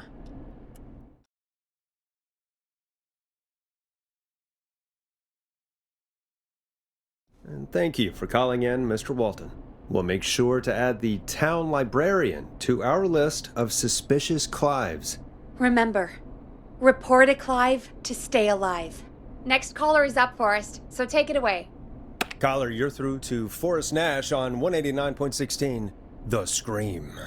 Hey, wonderful show tonight, Forrest. Thank you. That's really wonderful of you to say. What's your name, caller? You can call me Dawn. Could you play my tune, Forrest? Your tune. Sure. Long Ride Home. That old song. Sure. We got it. I think I played it the other day. Thanks. It'll be good to hear it again. All right, folks. Coming up is that old classic. Forrest, I don't think you're gonna find that song. What do you mean? I played it a few nights ago. I know, but, we don't have it anymore. What are you talking about? I threw it away. You threw it in the trash? No, I threw it out the window earlier today. Peggy, that's a bit extreme, isn't it? Brad was annoying me all afternoon. He played it on repeat because he knows I don't like it. So I grabbed it and threw it right out of one of the office windows. Not my finest hour, but I can only take so much. All right. So, what do we do instead then? Let's just play a different song. We've got more important things to think about anyway. Gotcha.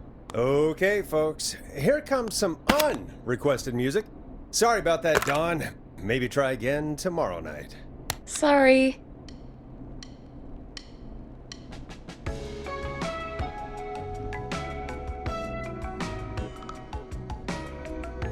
Of all the songs to request, why'd it have to be that one? Gee, Peggy, what did the barn finds ever do to you? Wrote that song, for one. It gets real old when you're forced to listen to it on repeat for years. Why couldn't they just request Roddy? Oh, Forrest, scrap the song. We have another caller. Sorry to cut the music short, folks. Callers take priority tonight. Welcome to 189.16, The Scream. This is Forrest Nat. Forrest? Oh, thank God. It's me again. Murphy! Talk to me, Murphy. What's wrong? Oh, the killer got me, man. Why did I ever trust a guy named Master Robin? I warned you not to. Hindsight is 20/20, okay? Forrest, we need to do something. Goddamn piece of... You came to the gallows waste disposal plant. Beat on me, man. Carry me inside and lock me in a dumpster. I got a flashlight, but... Oh, goddamn. I smell smoke. I think he started a fire. Hold on, Murphy. We'll call for help right now. You gotta hurry, man. I need someone here now or I'm gonna die. Peggy, get the fire department on the line. On it. All right. Now just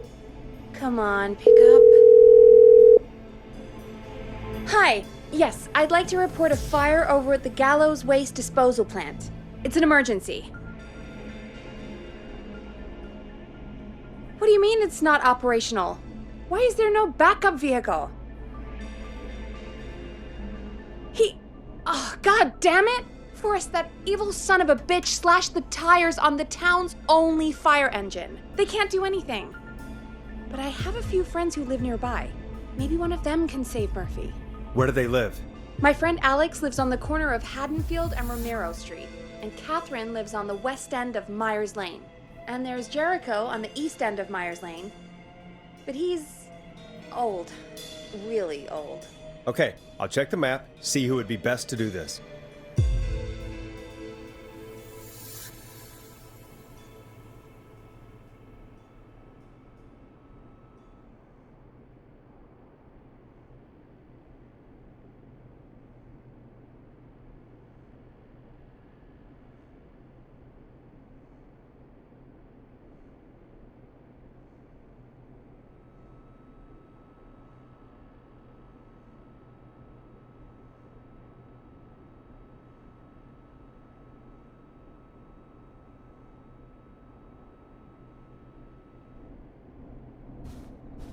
All right, Forrest, who should I call? Who can help Murphy? Call Catherine. All right, give me a second.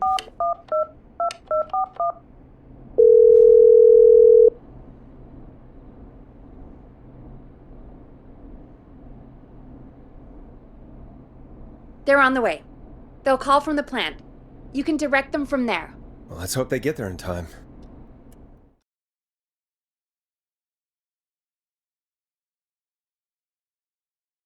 Call coming in. It's Catherine. She and Murphy are now both on the line. Hello, Catherine, are you there? What's happening at the plant? The whole damn thing is up in smoke. Oh, god damn it. I'm going in. Oh, my reception is terrible in here. Oh, god, my eyes sting.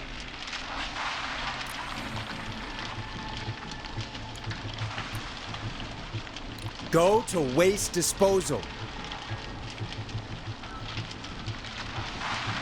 Got it. Okay, I'm here. Oh, Forrest. Can't be right. It's coming down. I gotta go. Forrest! Listen! My boy, Fernando. Give him a message. My final words. I will. What is it? Tell him.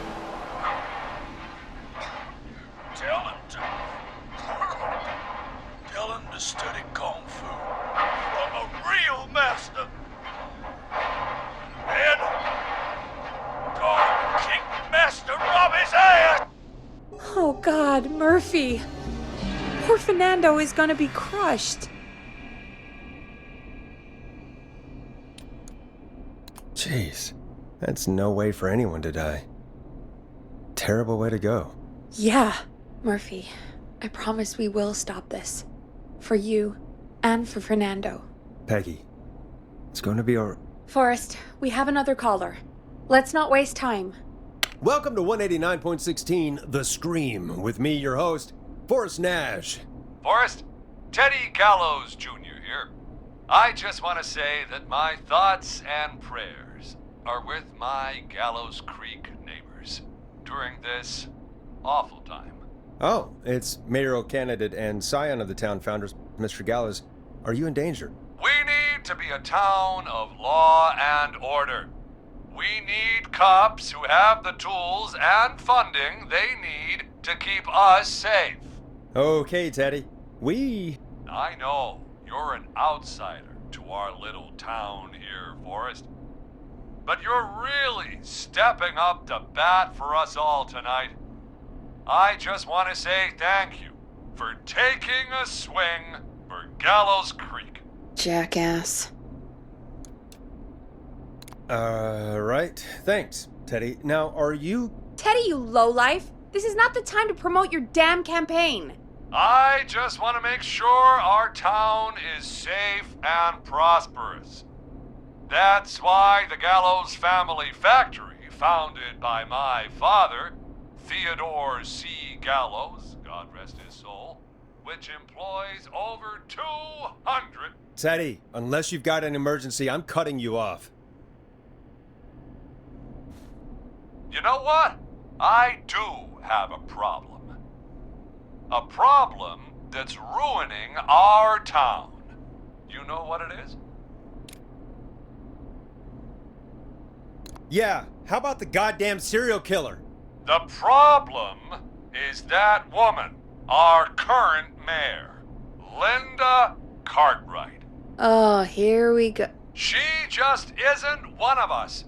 Linda Cartwright is un-American, unstable, and... You're not better than anyone, Teddy.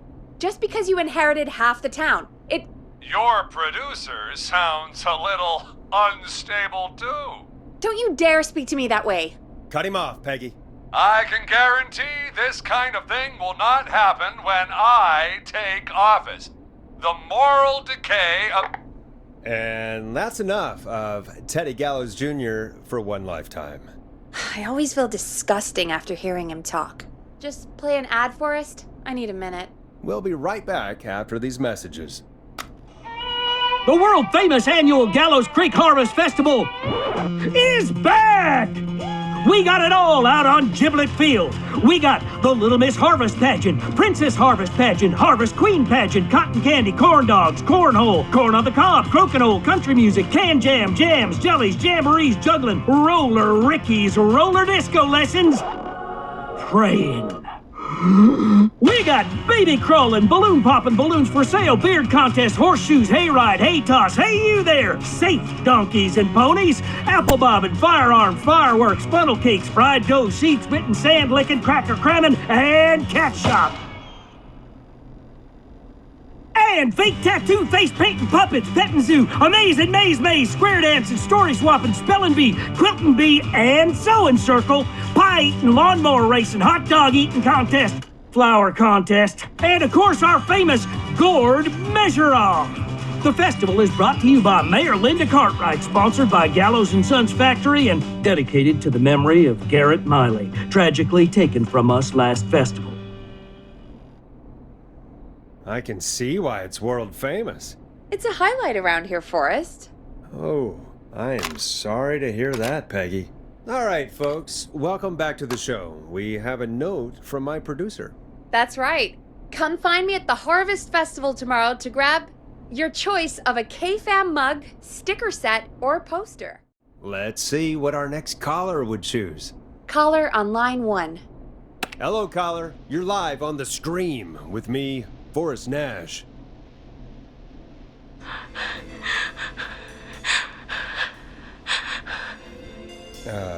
Hello, caller.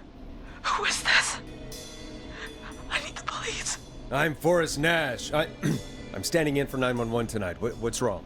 There's a guy hunting me and my friends. I think he's killed some of them already. That's him. He's just outside. I can see him from up here. God damn it. She's just a kid. Where are you? Are you somewhere safe? Oh my god. Oh my god. Stay with me, kid. Focus. I can't do this. Yes, you can. Focus. Tell me, what's your name?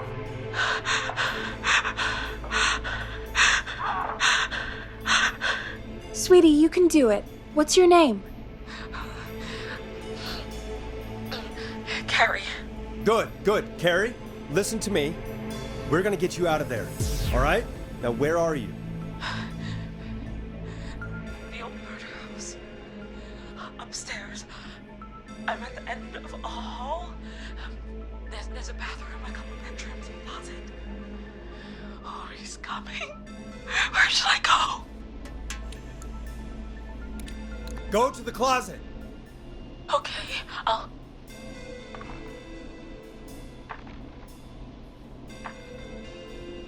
He's here. He's here. He's gonna kill me. Forrest, I don't think we can... Don't move!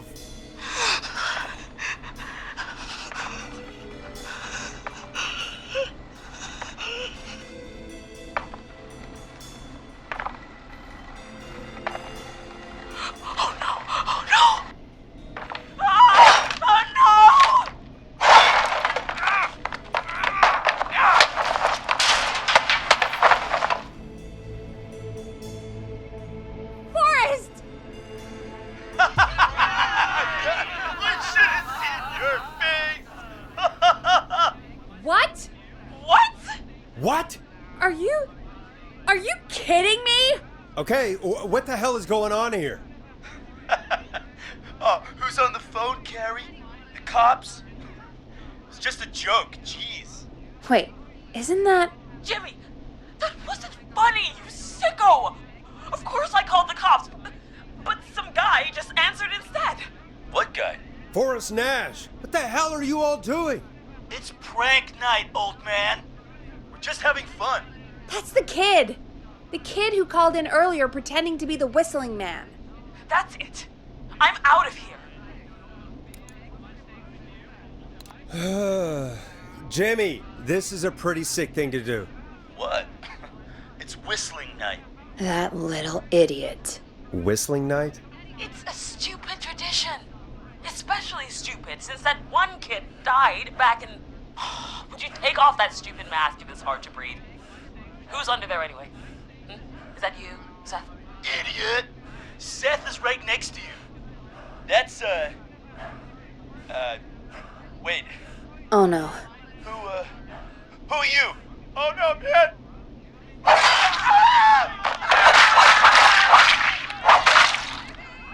Everyone, get inside! Everyone, run! You two, barricade the door. Scott, Heather, you barricade the back. As long as he's out there and we're in here, we're safe, right? You bought time, but not much. Forrest, we have to... Heather, I already called the cops. Forrest picked up. He's the best we're gonna get. Who is with you, Carrie? My friend, we drove out to the old murder house and... Of course! The van! Who's got the keys? Jimmy had them. Jimmy.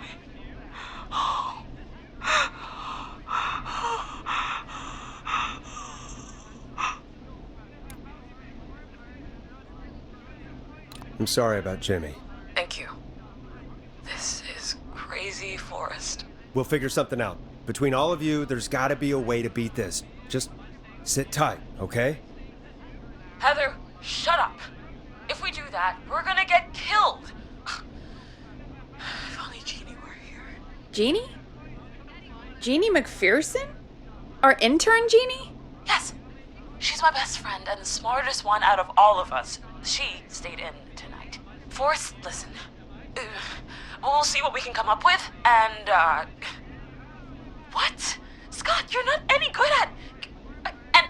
No, Chad. Out of all of us, you're not the one to... Everything okay? No. We're figuring out a plan, but everyone's volunteering to do things they're just bad at. I think we can figure out what to do, but I don't think we can agree on who should do what. I think you'll have to be the tiebreaker, or else these idiots are gonna get us killed. But Shut up, you... Forrest, I'll call you back. But I don't know anything about your friends.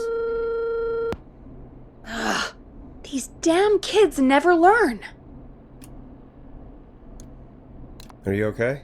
Ugh, they do this kind of thing every year, Forrest. People get hurt. All right, folks. We're gonna work out a way to save Carrie and her friends.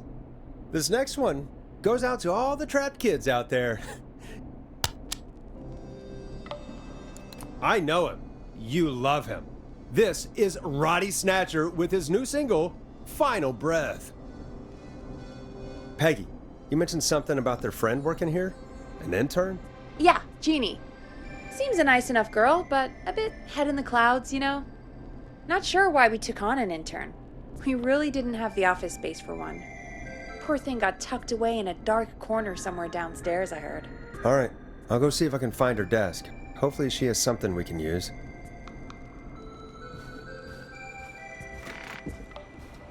Peggy said her desk is downstairs.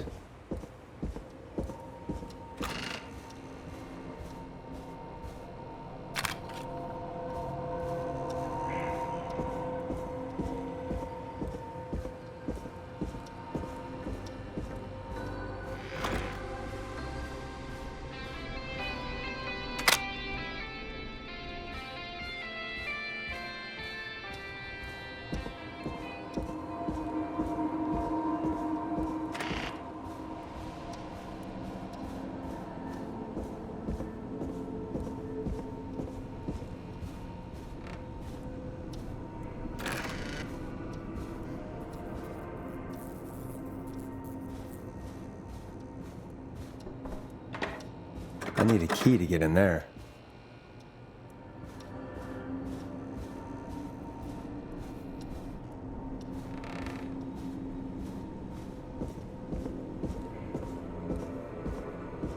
Jeez, they really tucked Jeannie away. Friendship quiz. This might work.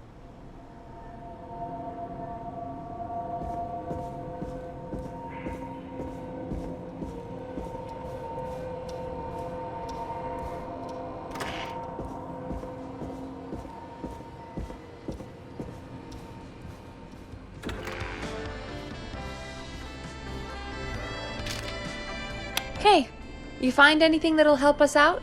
Yeah, I found a friendship quiz with all these kids on it. If you think that'll help, then good enough. Carrie's on line 1, whenever you're ready.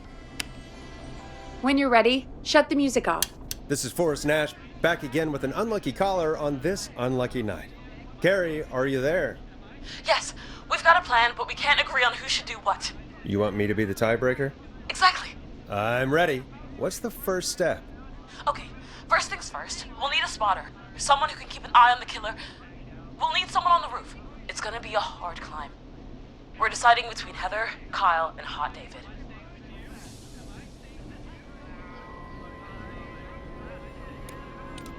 Heather's got this. Yes, Heather, he picked you. Now please, stop talking about all your cheerleading trophies. Part 2, the Whistling Man padlocked the gate back to the road. Before we drive out of here, we need someone to pick the lock. Seth, Jennifer, and Scott all want to do it.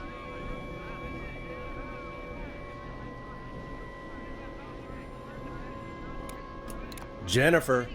Jesus, Jennifer, you carry a bump key? Why didn't you say so earlier? Anyway, that brings us to part 3. Getting the van keys. I'll volunteer for this. I don't know Jimmy as well as you guys, so it'll probably be easier that way. Then is part 4. This is a very detailed plan. I'm impressed. Yeah, it's weirdly easier to think when you're about to die. You're doing great. What's the next part? Part 4, we need someone to lead the Whistling Man away. We need a fast runner. For this one, we're trying to decide between... Who was it again? Hot David, Cynthia, and Scott.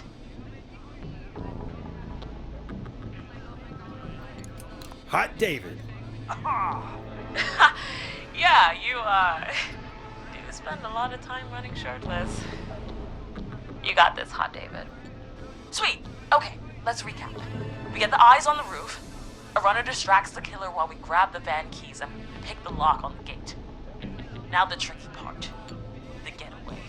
Ooh, what's the plan there? Well, we can't all outrun the Whistling Man. But he thinks we're just a bunch of stupid teens. So, let's use that against him. Part 5. We trick the killer into a trap. Someone can pretend to be injured.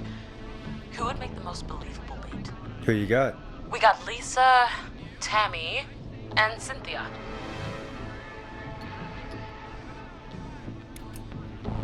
Lisa. Whoa. You're right, Lisa. Having to smile at rude customers is perfect practice. That should take care of the killer. And then it's time to get out of here. Finally, part 6. We need someone who can drive us through the woods and back to Gallows Creek alive. Who's our getaway driver? Should it be... Who have we got? Chad, Scott, Cynthia, whatever. Forrest, you know what to do.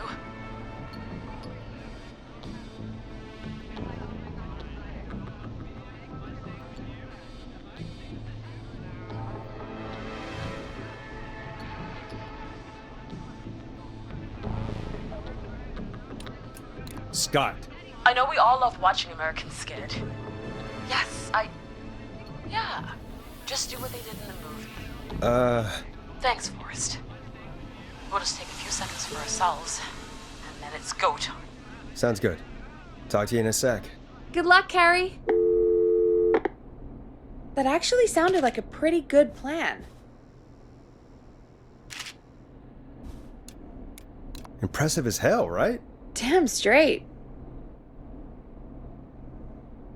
Oh, the kids are back already. Line 1 again. If you're just tuning in, we're coming to you live with a bunch of teens about to flee a madman. Listener discretion is advised. Are you ready, Carrie? We're good to go, Forrest. Good luck. And Godspeed. You got this. Here we go, everyone. Spotter, to the roof. Go, Heather. She's off and away. All right, Renner. Get ready. Wait for the spotter's signal. Spotter says go.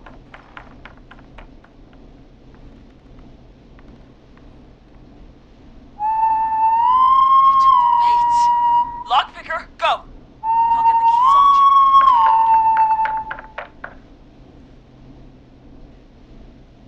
Jimmy. Oh, Jimmy. Oh, his face is... The keys, Carrie. You need to get the van keys. His face is lying next to him, Forrest. He got cut. Oh, God. Focus. Breathe. Right. The van keys. Got him. It's... Jennifer got the gate unlocked. And Hot David should be back any second. Perfect. It's working. I can't believe it's actually working. You're doing great. Focus. You got this. We got this. Next step, trap the killer. All right. Wait. Get into position. Everybody else, hide.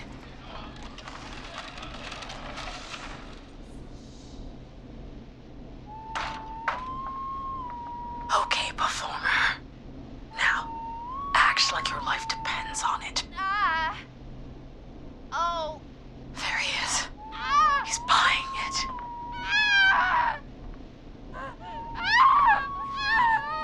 Now! Push the bookshelf over!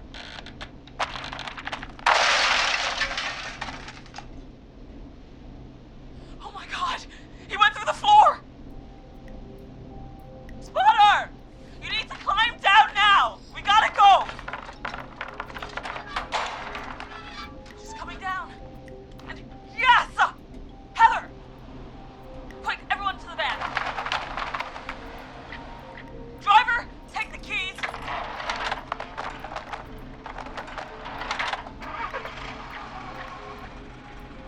The damn gate swung shut.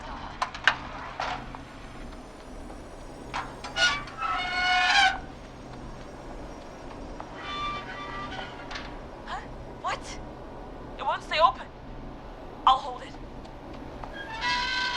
You drive through. Carrie! What was that? It's a whistling man. Drive! Now!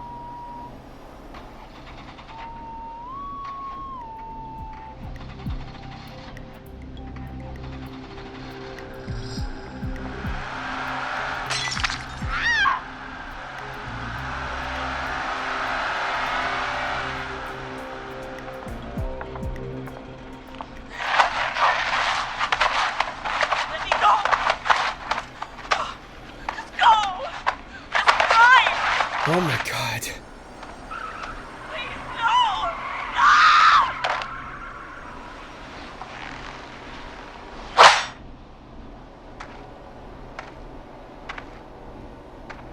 Carrie?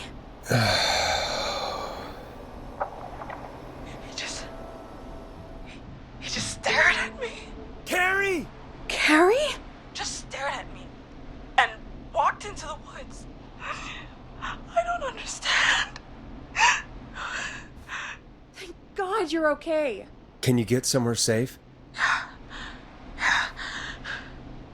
I can make it home. Thank you both for helping. If you hadn't, It was your plan, Carrie, and it was a great plan. It was really all you, Carrie. Still, I need to get home. Breathe, Carrie. You're okay now. I'll call you when I'm somewhere safe. Talk to you then. Folks, that was a lot. Our thoughts go out to the parents whose kids won't make it home tonight. For any kids listening in, please stay inside and stay safe. And parents, hug your kids extra tight tonight. Here's a song for the girl walking home in the dark.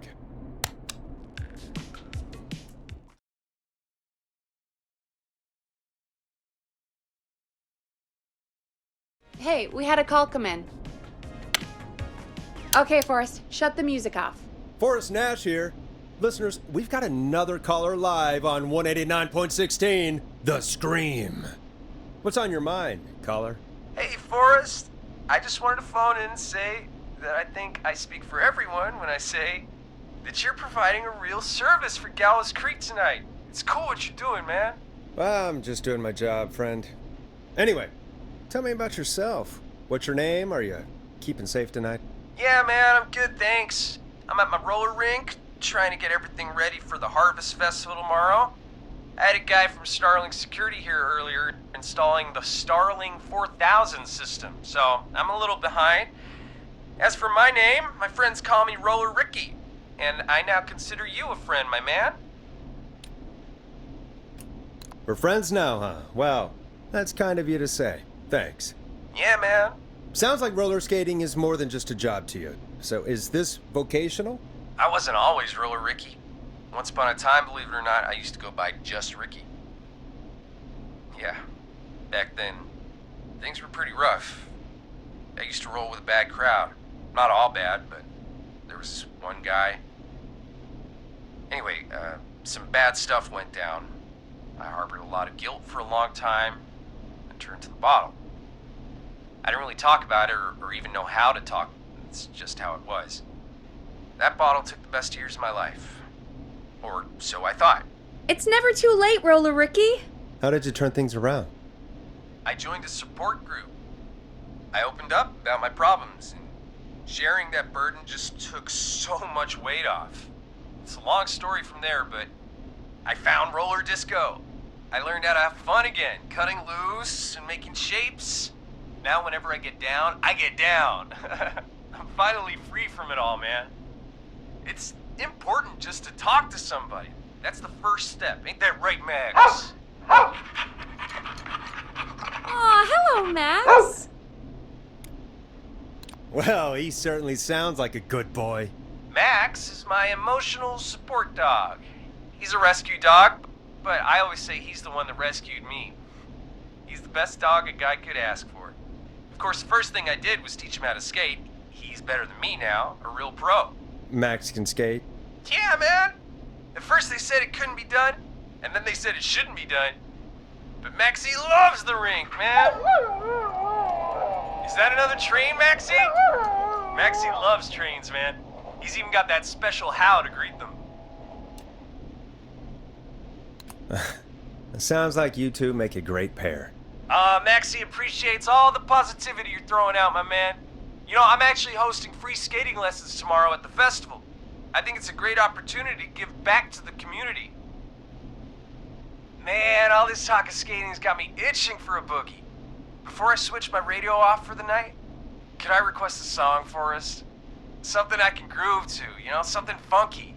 It'll be me and Maxie's final boogie breakdown tonight. Then I think we'll take it down a level. I can do that. Thanks again for calling. You and Max, be safe now, okay? Bye, Maxie. You got it, man. Peace. Well, folks, this next one goes out to Roller Ricky and Max. Enjoy.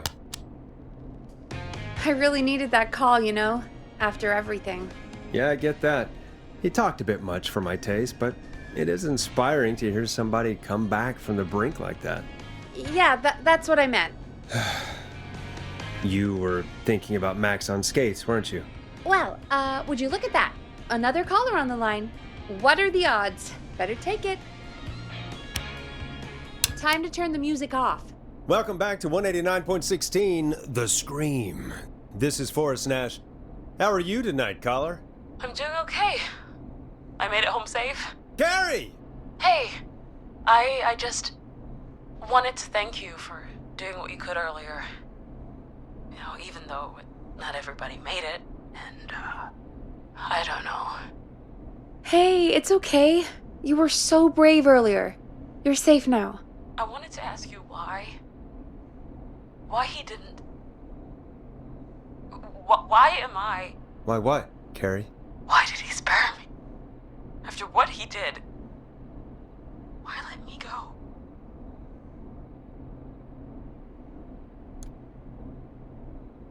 Maybe he only wanted to hurt the pranksters. Maybe. Did he just think everyone was making fun of him? Did he always hate these hazing rituals?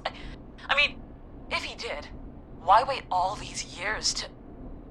Why do this now? These stupid hazing nights have to stop. Carrie, you did so well tonight. Stay safe and rest. Help is coming to Gallows Creek. We just need to hold on. Thanks, Peggy. Hey, Forrest? Could I request a song? Of course, Carrie. What song? Any song by Blast Processor. And thank you. This next one goes out to Carrie.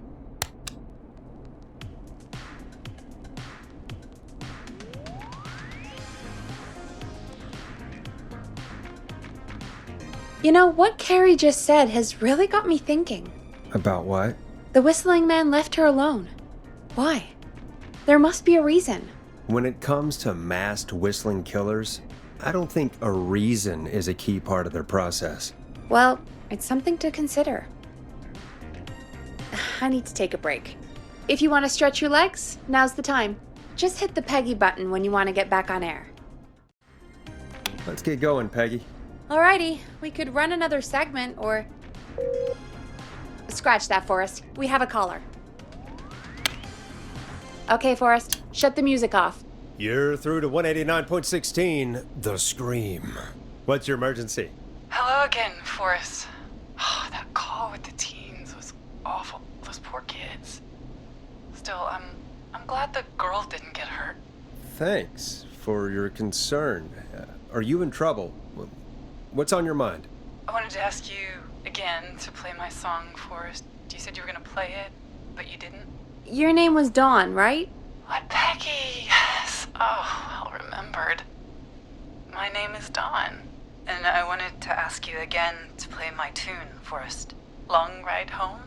You know, the one that Peggy said she threw outside the window?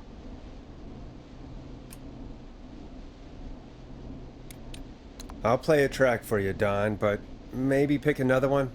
We don't exactly have that one in rotation right now. No, Forrest. You do have it. It's just outside the window. There's a serial killer on the loose. I can't just go outside hunting for a record. I'm really sorry, Dawn, but we just can't get it right now. But wasn't the whistling man just at the old murder house? It's miles from the station. It won't take you a second to grab it. Don, I'm not sure if you've heard, but there's something unnatural about this freak. He's fast. I'm not risking it. Oh, but I think you will. Forrest? Peggy, I'm calling with more than a request. I know something. I think I know who's gonna be next. What? Are you serious? Play my song, Forrest, and you'll find out. Well, folks, here's some music for you while I think things over.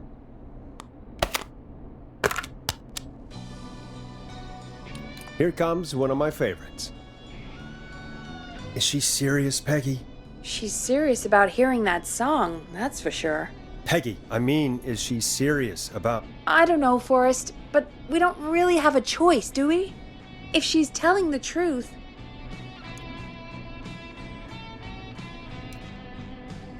All right, I'll do it. You're a good man, Forrest. I'll slide you the key to the fire door. Wait. Our fire door has to be unlocked? Yeah, you know, I never thought about it, but yeah. We should talk to Reggie about that later. Anyway, I'll hold the fort down while you're out. Maybe I'll even get a caller. That could be exciting. 189.16, The Scream. With me, Peggy.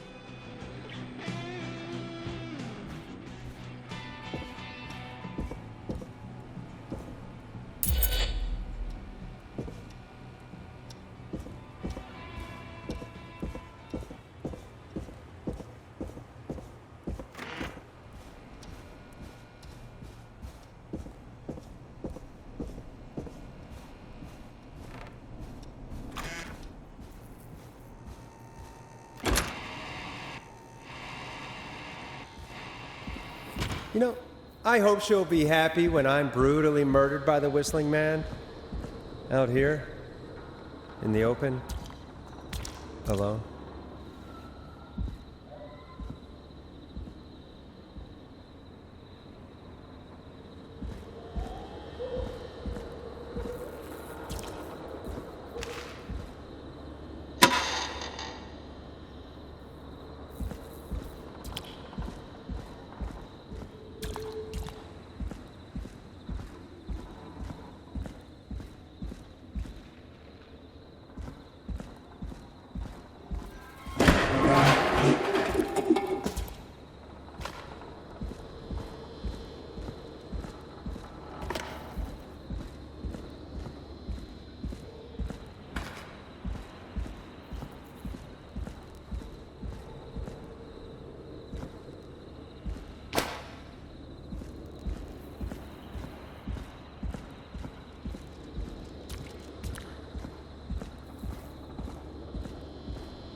All right. Which window would she have thrown it out of?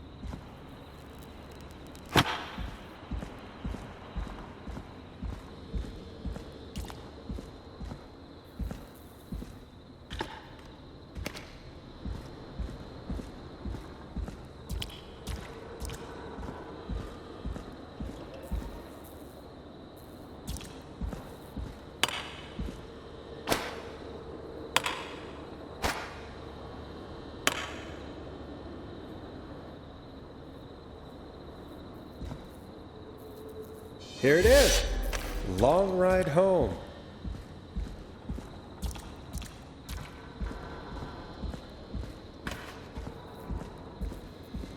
Of course, it locks behind me. And of course the key doesn't work on this side. Fantastic. Maybe there's another way back in through the basement. A door, elevator, or something. And that's broken too. Only the best for K-Fam. See if I can fix this. Looks like a power issue. I should check the fuse box.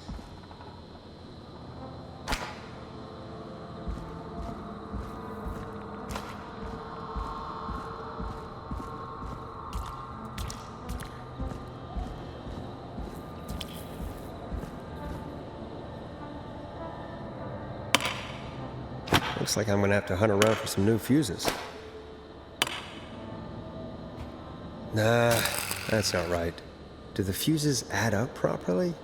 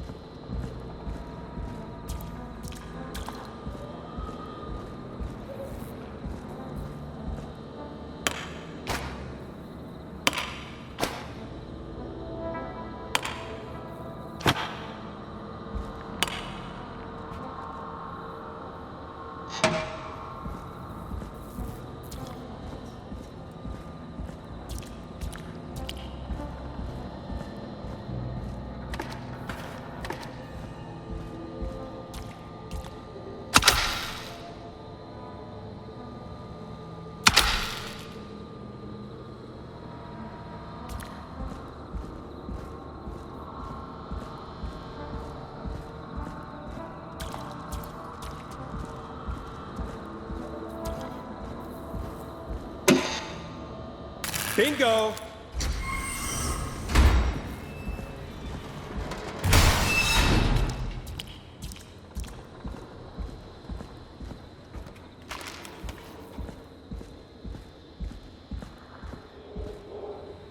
I could probably survive that fall. Looks like the janitor's closet. What did Peggy say his name was? Clive? I wonder how the show's going.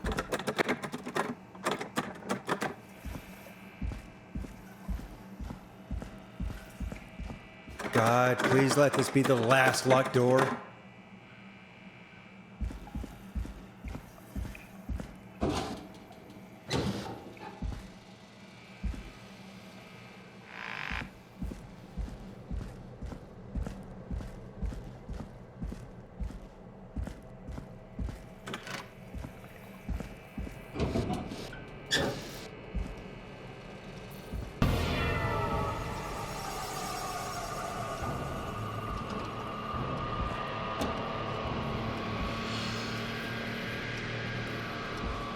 Ah, there's the beautiful key. I should be able to get back to the studio now. What the hell? Peggy is not gonna believe this.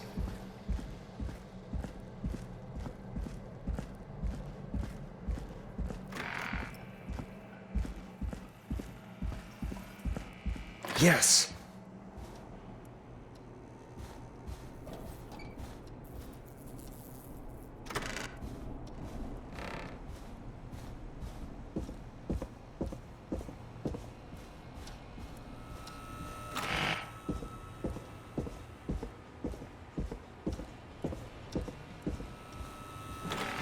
Isn't that such a good song, folks? And now for...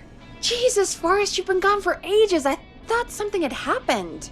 Something did happen. Clive the janitor might be Clive the murderer. What? I'll start from the beginning. The fire door locked behind me.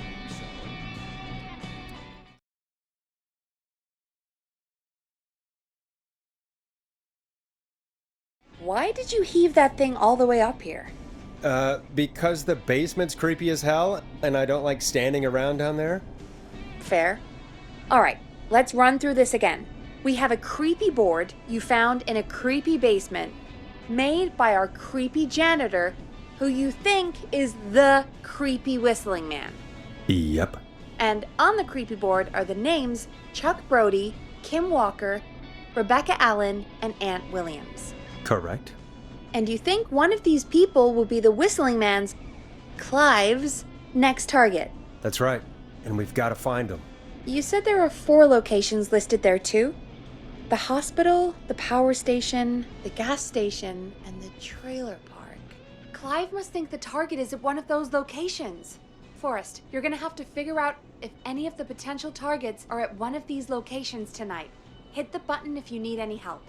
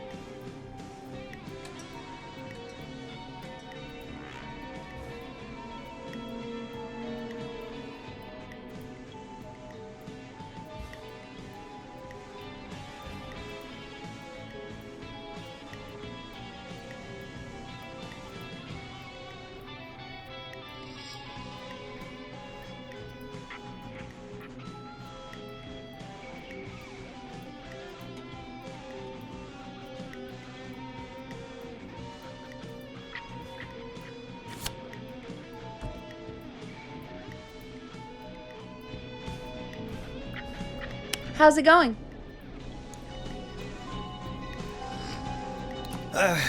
It's not going well. I could use some help. Okay, let's review the basics.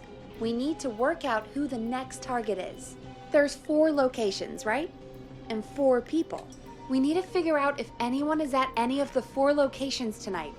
And if they are, we can call them and warn them. There must be some connections between the notes. That makes sense. Great. Need any more help? I'm good now. Thanks, Peggy. No problem. How's it going? I'm ready, Peggy. Are you sure? We've only got one shot at this. I'm sure. Let's do this. Okay, name first. Who do you think the target is? Chuck Brody. And where will I find them? The hospital. Okay, I'm dialing. One moment.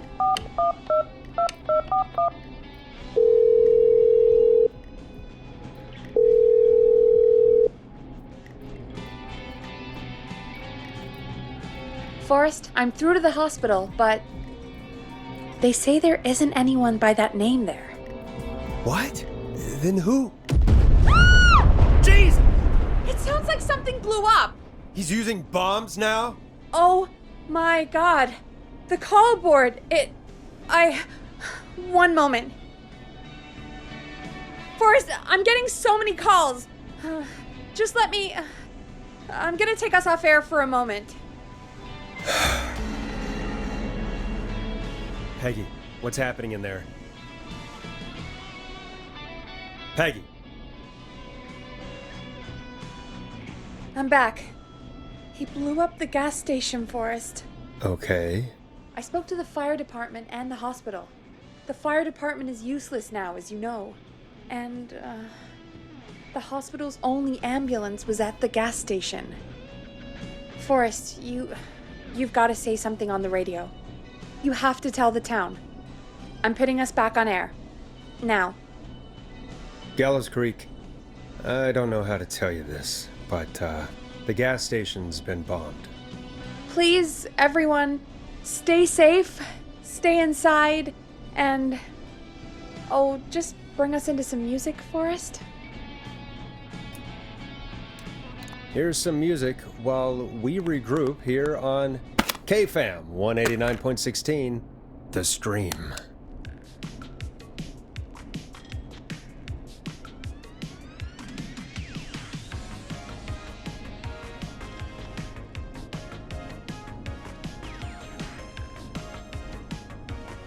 There's gotta be more in the basement to show us who Clive is targeting.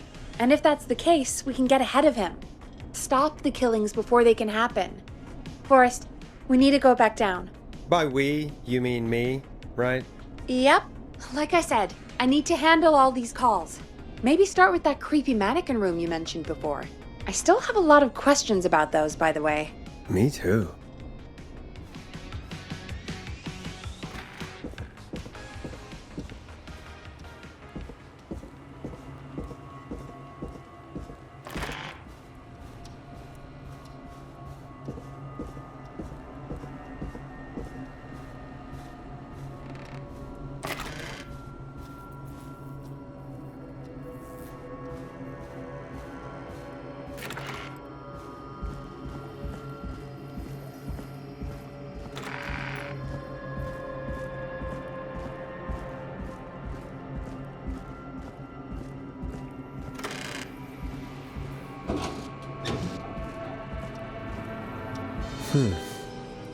A key? Was this always here? I must have missed it when I brought everything upstairs.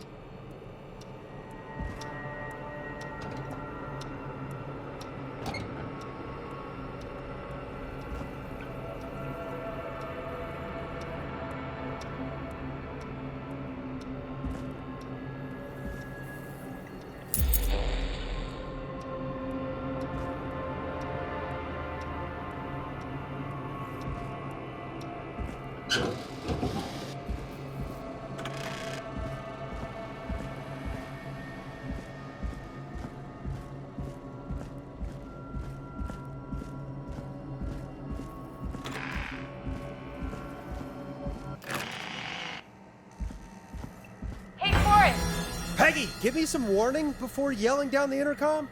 Sorry. Buzz the intercom when you find something and want to discuss it.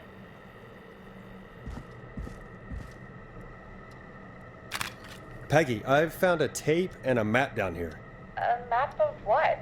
Looks like it might be to somewhere in this storage area. Weird. Well, maybe the tape will give us more information. Give it a play. George Barrow, 1968. That's when this all began. Follow the maps. Find the tapes. I'll be waiting. Wait, George Barrow? We all heard that he drowned after a night out drinking. Was it actually Clive? Has Clive really been the whistling man for that long? He says I need to follow the maps and find the tapes. I guess that's what this map is about. I think we need to see what else is hidden down here. Be careful, Forrest. Keep looking. Buzz the intercom when you found something.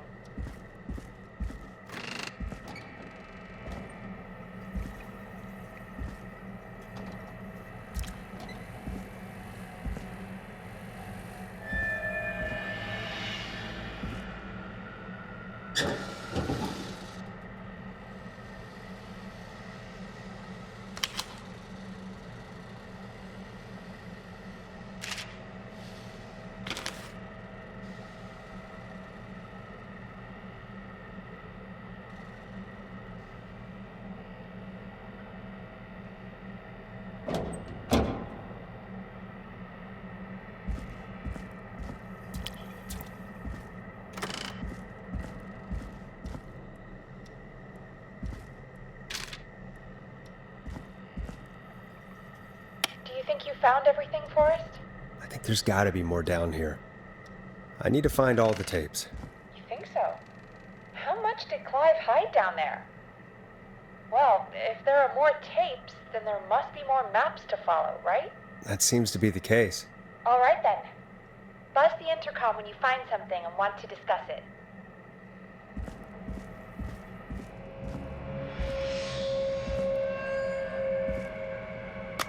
Small lacerations to arms, legs, and face, typically obtained by running through foliage. Severe blistering to the feet, as though the deceased had been running without stopping. This looks useful.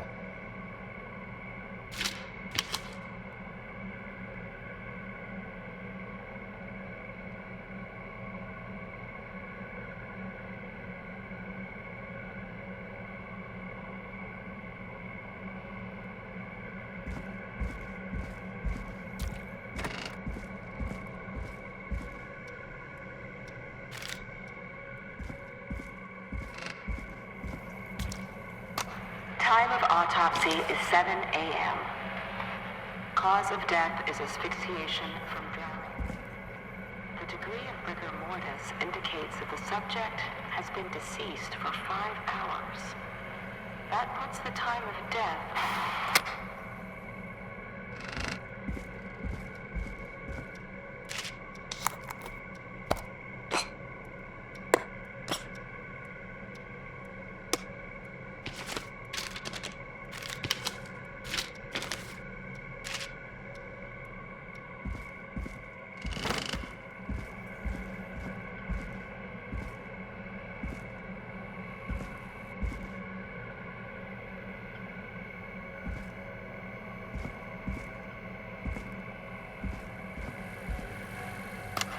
Additionally, there appears to be a post-mortem injury to the arm.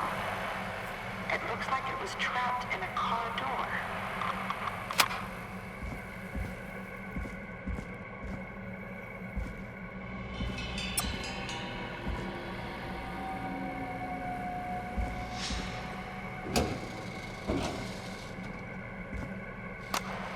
It is the coroner's opinion that the subject likely feared for his life and was chased, resulting in a fall from a height into a body of water where he hit his head, was knocked out, and drowned.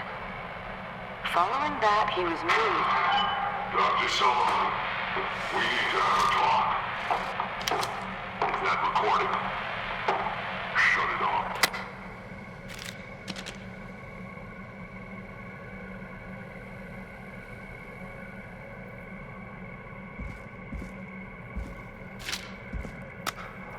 If you're listening to this, then I'm probably dead. What the? Ooh, a new vinyl for my collection. I've got subscriptions to newspapers all over the country. A few weeks ago, I noticed headlines cropping up in those papers, one after the other. Each headline about a murder. Each murder, the death of someone I knew almost 20 years ago. And each one drawing closer to Gallows Creek. Drawing closer to the anniversary. None of us are innocent, but I don't think we deserve killing.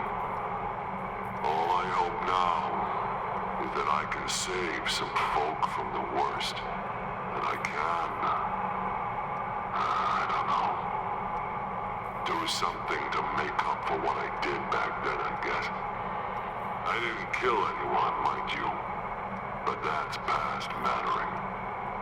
Now, there's more I could say, that I should say, but my employer made it clear that my family would pay a high price if I ever spoke out. So, hopefully I've said enough for you, listener, whoever the hell you are, to start putting the truth together. What the hell? Peggy is not gonna believe this.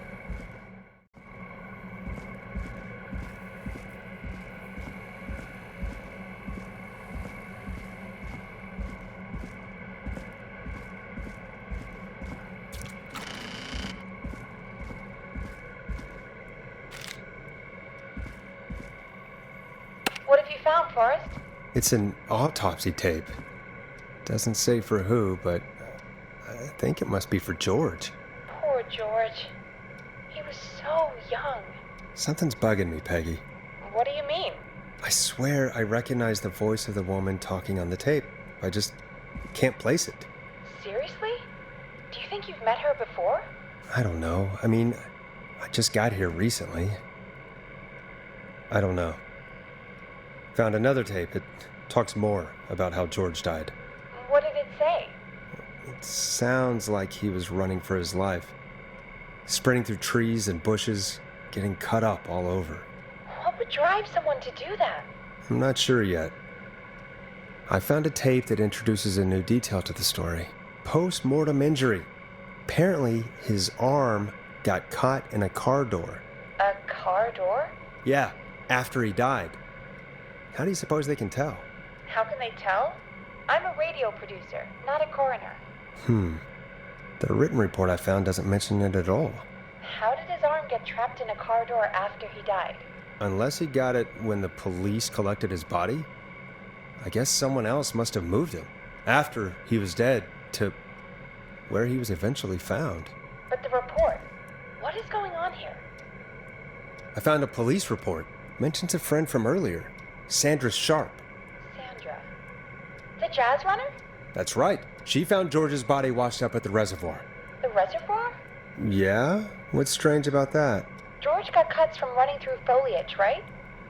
But there's no forest around there. Also, how did it wash up at the reservoir? What do you mean? Reservoirs don't have tides. But that's what the police report said. It's not possible, though. I did a school project on reservoirs and got an A. But, yeah, not important right now. The important thing is that it doesn't make sense. What are you suggesting, then? That the body was originally found somewhere other than what the report suggests? That the sheriff tried to cover it up, but accidentally let something slip? Something like that. I think. Well, Sheriff Matthews wrote the report. If he hadn't been eviscerated, we could have asked him. True. But Sandra is still alive? Once we're done down here, we should give her a call. In another tape, the coroner comes to the same conclusion as I did. George was running from something. Maybe an animal?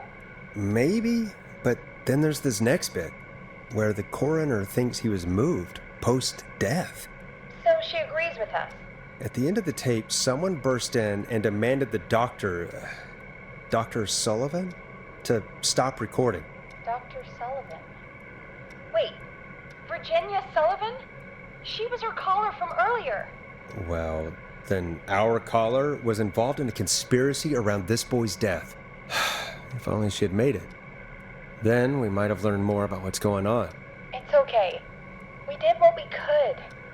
The takeout idea was a long shot as it was. I found a written autopsy report. What does it say? According to that, it's just like you said at the start. George drowned after getting drunk. Said he liked to fight, too. The drinking and drowning matches with what I heard, but... There's also a note scrawled onto the report. I'm sorry I made you do this, Virginia. If it was on the autopsy report, then Virginia must be our coroner. Wait, the caller from earlier, when we had to call the takeout restaurants, wasn't her name Virginia? I think I found Clive's last recording. I think Clive might be gone. Gone? I found a confession. Not for any killings, but for playing a part in covering up George's death. He left this behind in case he died. He hoped someone would find it. Do you think the Whistling Man already got him? Possibly. We've had a lot of callers tonight, but maybe not every victim made it to the phone, you know? We don't know how many there really are. Christ, Forrest, that's dark. I know, but Clive said he had read about other murders in other towns, and that the murders were all folks who knew about the incident. And the killings were getting closer to Gallows Creek. He said he wanted to do something good for once. The board in his office. He wasn't tracking people down to kill them. He was tracking them down to save them. Ugh, why didn't he just come out with all of this? He said his employer threatened his family if he spoke out about any of it. His employer? The one who orchestrated the cover-up? Oh, Clive. I'm sorry for thinking you'd killed all those people. Do you think you found everything, Forrest? I think there's gotta be more down here. I need to find all the tapes. You think so? How much did Clive hide down there? Well, if there are more tapes, then there must be more maps to follow, right? That seems to be the case. All right then. Buzz the intercom when you find something and want to discuss it.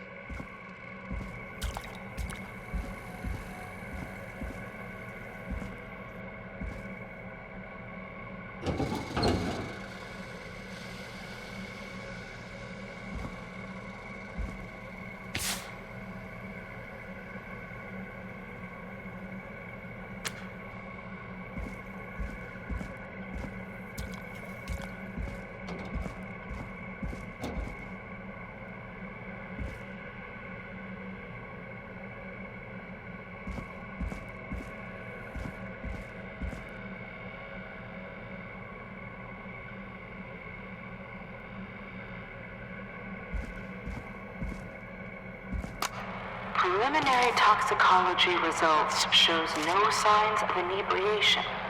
However, a high amount of cortisol was found, indicating elevated levels of stress in the immediate moments before death.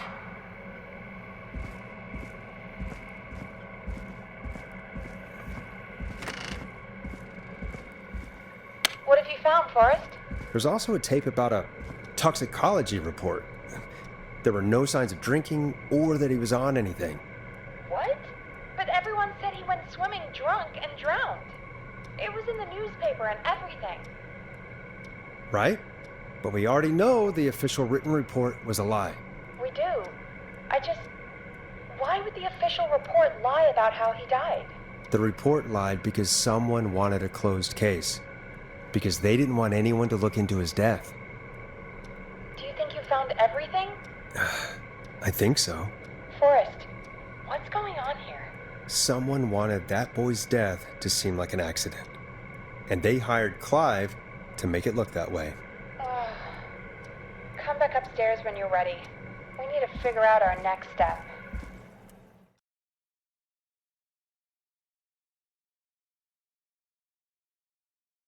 Thank God you're back, Forrest. I've been running out of stuff to pad our airtime with. Peggy, you work in radio. Forrest, I'm stressed. I mean, really. How are we supposed to keep a show going with all this happening? This is our job, Peggy. We gotta do it. You're right. So, what's the plan now?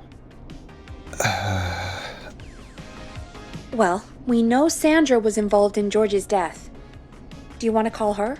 I do. All right, but before we go asking questions, I think we should know what we want to ask. Is that fair? Yeah, we need to ask her about finding the body. She was the one who discovered it, but something just doesn't add up. 100%. She knows more than she's saying. I wonder what she's hiding. We'll hopefully find out soon. Anyway, just be careful when you're talking to her. Don't push too hard. We don't want her to hang up.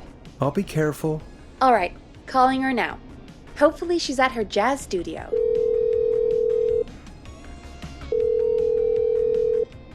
Aha! Forrest, you're through. Hello, this is Sandra at Jazz Pizzazz Jazz Studio. Who is this? Hello again, Sandra! It's Forrest Nash of 189.16, The Stream. And you're live on air. Oh, I always thought folks called into a radio show, not the other way around. How jazzy. What can I do for you? Well, we're trying to understand what's behind the attacks tonight. We had a few questions. Why, Forrest, of course. Heck, after the way you saved my life, I'd say yes to just about anything you asked.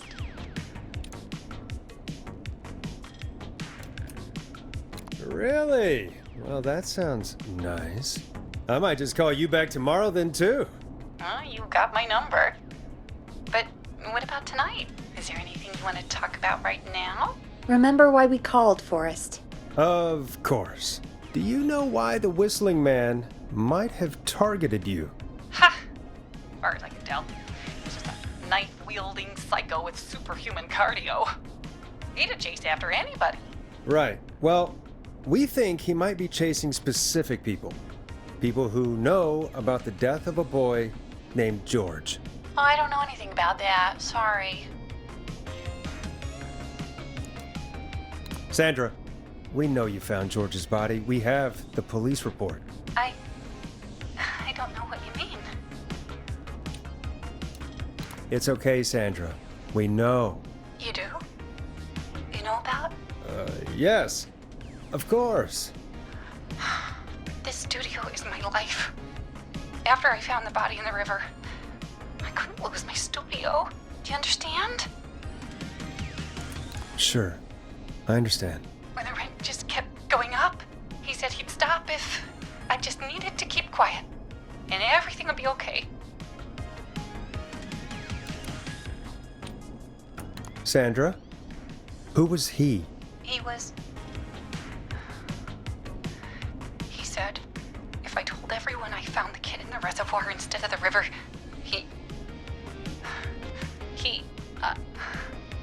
I'm sorry. I can't do this. And she's gone. I don't think that could have gone any better. You truly did great, Forrest.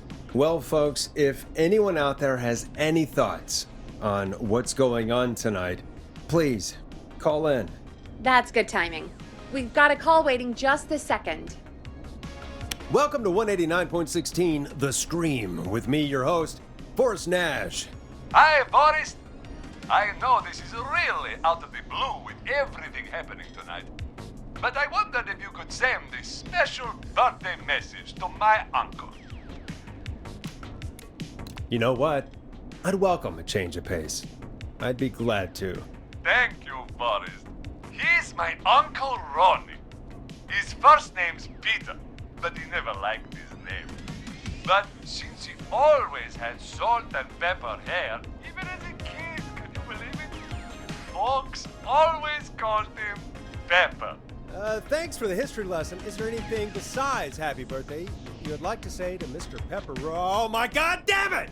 Yes! Tell him he can get the best birthday deals Party packages here at Ponty's Pizza. Starting at just... You son of a bitch! Stop calling us! Sorry, Forrest. Let's just move on. We've already got another caller on the line. This is 189.16, The Scream. I'm Forrest Nash. You're on the air, caller.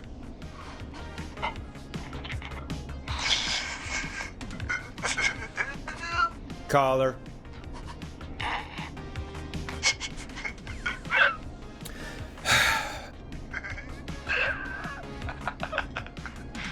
Ponty. Ponty's Pizza always delivers. Come rain or sleet or whistling man, we'll be there.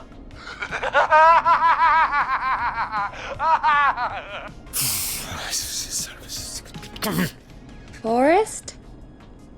Forrest? Are you okay? Forrest? I hope the whistling man gets him with his own pizza slicer. Jesus, Forrest? Sorry, that was too much. It's okay. It's been a high-stress night. Don't worry about him anymore, okay? Not for tonight, anyway. I think he's spent for now. We've got another call, whenever you're ready. Folks, don't spend your money at Ponty's Pizza. That's all I'm gonna say about that. Moving along, I'd like to welcome another caller to 189.16 The Scream. With me, Forrest Nash. Who may I say is calling? Well, hello again, Forrest. Don. I bet I know why you're calling. I'm sorry I didn't play your song. There's a lot going on. But please? Never mind that now. Forrest, I'm calling because I need your help. Are you in danger? I sure am. Do you mean Yes, he's after me now. you? I think so. He must have heard me on the radio helping you. Helping? You didn't exactly help. Maybe I've been helping more than you know. I was out following a lead, trying to work out who would be next, after Chuck. And what happened? And I started to feel like I was being followed. I came back to my apartment building, but this newfangled security system has me locked out. I need you to help me get inside. Can a neighbor let you in? I only moved in last week. I don't know anybody yet. There's not even a buzzer here, only the keypad for the entry code. I need that code to get inside. Which apartment block do you live in? Maybe one of our listeners lives there too. It's the new Woodside apartment building between the town hall and the trailer park, but I doubt any of your listeners live there. I don't have many neighbors. Sounds like a prime piece of real estate. The sound really carries at night. Shit.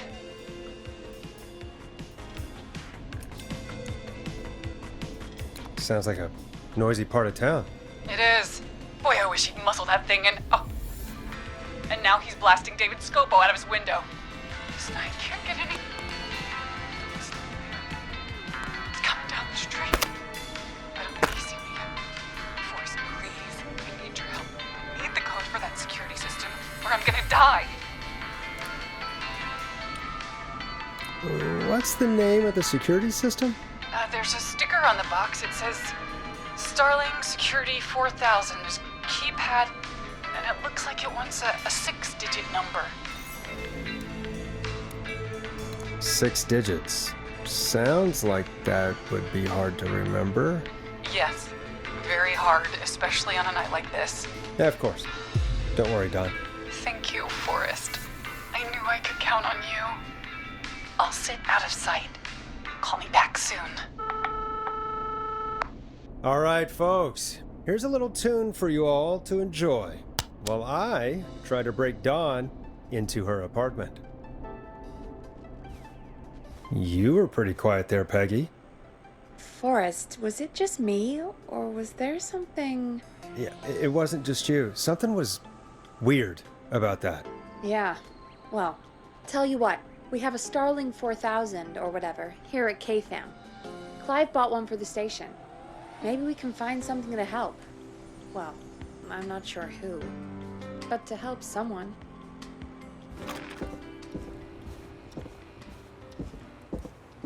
Okay, so she's locked out of the Woodside Apartments, and somewhere, Clive probably has the papers for the Starling 4000.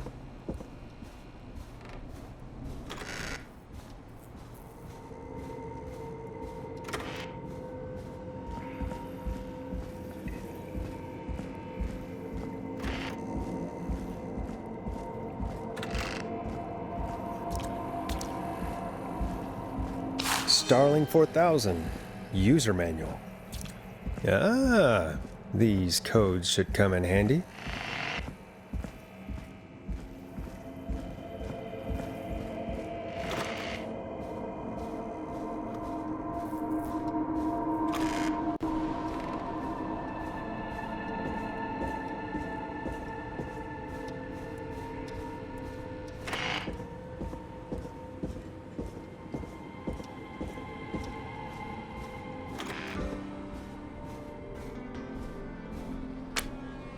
Welcome back, Forrest. Find anything? The Starling 4000 security manual. It's got a bunch of codes. Good. And did you find anything else? Nothing except the manual. All right.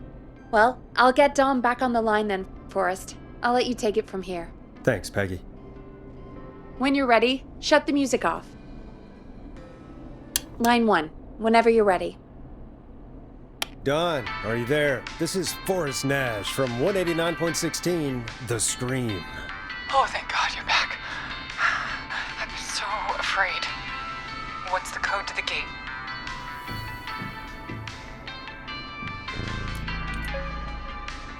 The code is 715914. Thank you, Forrest.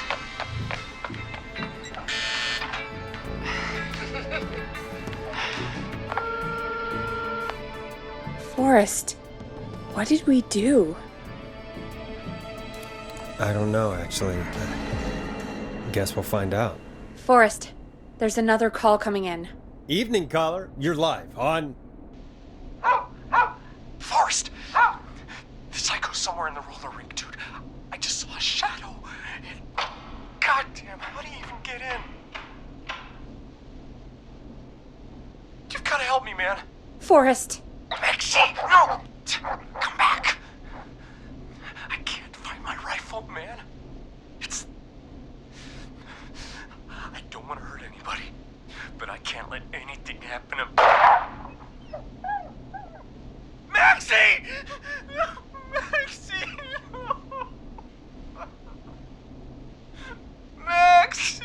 You didn't do anything wrong!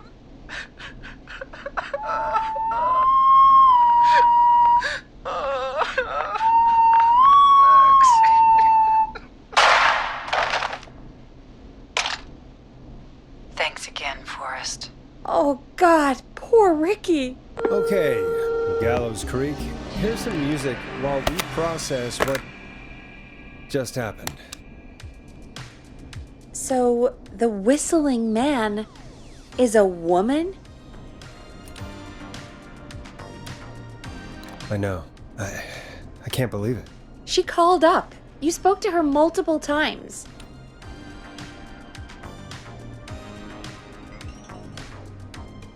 I thought she was just regular Gallows Creek Strange.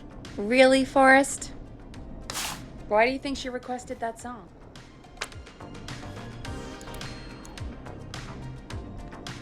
To get me outside? Maybe, but how? She didn't know the song was outside to start with. That's right. She never actually attacked me out there. So? What now? I guess I should make an announcement. We do have new info. Okay, kill the music and you can make the announcement. Okay, you're live in 3, 2... Hey folks, this is Forrest Nash here. I hope you're all safely locked inside. For those of you listening to that last call, you might be wondering what to make of it all. Here's our take. We now believe the killer is actually a woman. One who might manipulate you into letting her in before she attacks you.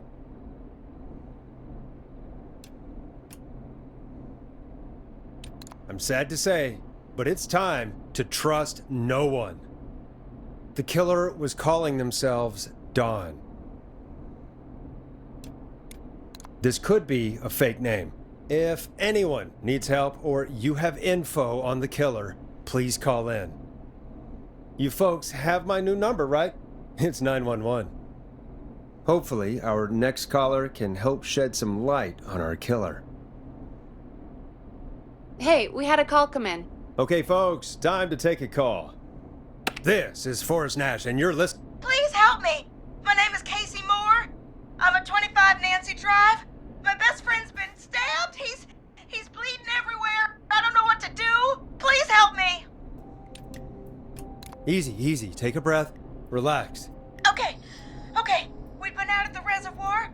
We were heading back to his place when we heard this whistling all of a sudden. He just started freaking out. He screamed at me, told me to hide. I'd never seen him like that, and I just panicked and ran and hid in a bush. Oh no. Forrest. Then what happened? He went up the road and talked to someone. I couldn't really hear or see anything. It sounded like he might have known the person, and they just stabbed him. Casey, was he talking to a woman? I don't know. They had a mask and wore all black. That's all I know. Please, we need help here. I'll get you help, but I need to know. Where did the masked person go? They left him to bleed out. I waited until they were gone, then dragged him into the garage and called 911. Wait, why didn't she make sure he was dead? I don't know.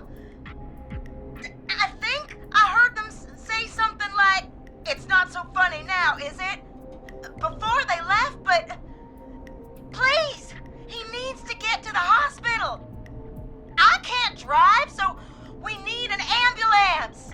Forrest, the ambulance was destroyed in the explosion at the gas station. You should get all the info you can. Can you tell us where your friend was stabbed? They stabbed him in the stomach, and then stabbed him again in his leg when he was on the ground, and it's... Oh, the knife is still there in his leg! What's your friend's name, Casey? It's Jason Parker. We'll be right back. Peggy, patch us through to the hospital. On it. Phoning St. Gabriel's now. Switch to line 2. Hello, St. Gabriel's Hospital. How can I help you? Hi, this is Forrest Nash from 189.16. We have a stab victim at 25 Nancy Drive named Jason Parker. He's been stabbed in the stomach and the leg. He's bleeding heavily. Oh God, I'm sorry. But the ambulance is, well, you know. I know, but please, we need something or he's going to die. Forrest, Listen, you're going to have to get him here. We need to see him and we can't get there ourselves right now. We don't have any way to drive him right now. And even if we did, he's bleeding out fast. All right, listen. We need to buy him time to get here. That means stopping the blood first and then finding someone to stabilize him. To stabilize him, you really need someone with first aid training. Do either of you have any? No. Me neither. Damn it. I'm really sorry about this, but I have other patients who can't wait. All I can do is talk you through the procedure as quick as I can, and then leave the rest to you. Do you think you can handle that? Hit me. I'm sure we can handle it. Okay, from the top. If he's bleeding out, then you need to get him comfortable and try to stem the bleeding. Lay him down. Apply continuous pressure directly to the affected areas. When the bleeding slows, get a clean cloth of some kind and hold it over the wounds. Get them comfortable. Apply pressure. Clean cloths when slowed. Got it, I think. You said he was stabbed, right? If the object he was stabbed with is still in him, don't take it out. It's stopping the worst of the bleeding right now. If anything, you should secure it so it stays where it is. I wouldn't have thought of that. It makes sense, though. God, that was a lot of info. But I think we can handle this. Glad you got it so far, because there's more to go. I'm still with you, Doc. What else do we need to know? If he's lost a lot of blood, he may enter shock. If he does, act fast. If you applied a cloth and it's bleeding through, don't remove it. Just apply another on top of it. If it's safe, elevate his legs to get blood circulating to his vital organs. Try to keep him warm. Get him to rest and reassure him. We need the patient to stay calm. All right, don't replace bandages, elevate his legs. keep him warm and calm. This is a lot. I'm really sorry. That's as much as I can give you right now. Try to stop the bleeding, find someone to get him stabilized, and get him here as quick as you can. Good luck. All right, Forrest. Casey's still on line 1. Hello? Hello? Forrest, are you there? I'm here. How is Jason doing? Badly. He's still bleeding. I need help. I've been putting pressure on his stomach wound since you left, but he's still bleeding. I don't know what to do. That's good, Casey. The nurse said to do that. What about the knife in his leg? It's gotta be hell. Should I pull it out? No, don't touch the knife. The bleeding will get worse if you pull it out. Are you sure? I'm sorry. I'm gonna stop making suggestions.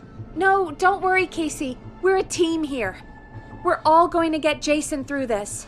Casey, is his leg wound bleeding right now? I hate looking at that knife. Yeah. It's bleeding. His stomach is worse, though. I think we need to secure the knife so it doesn't move around. Do you have anything you can tie around it? Yeah. There's some laundry piled up on top of the dryer, some cloths on the hood of the car, and what else? I guess I've got my jacket.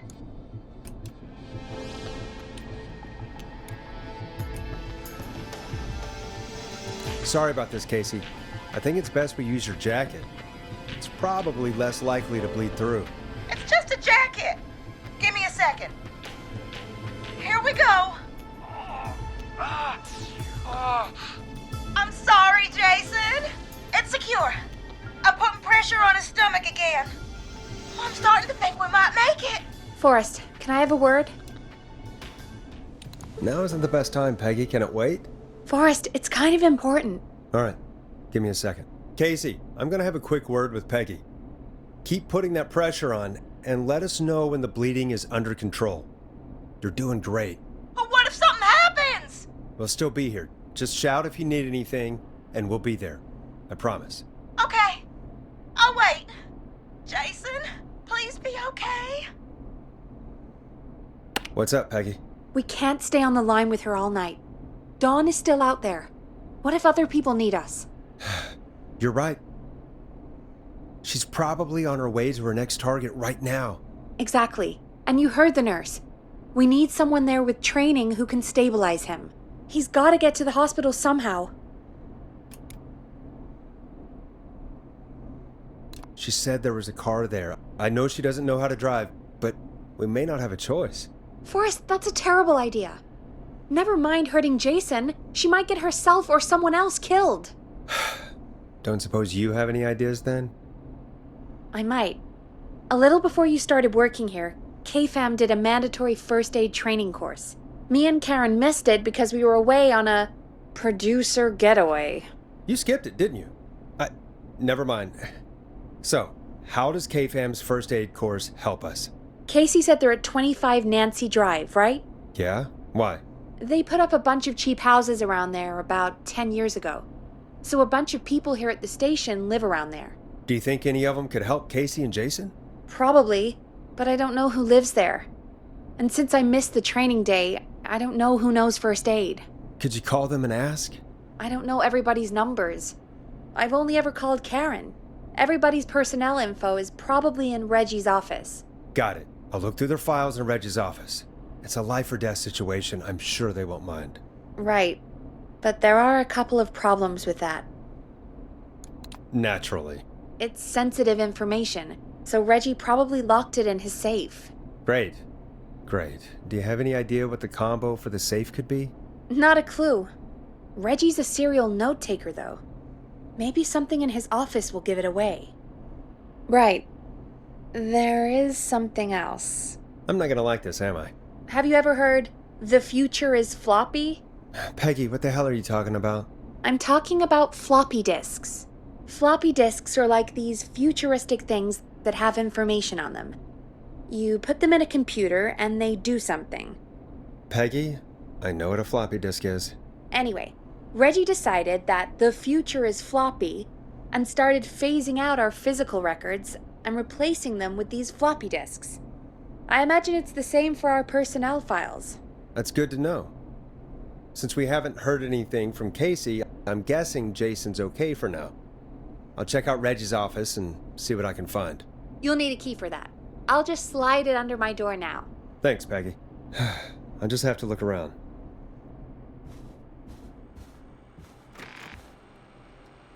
Good.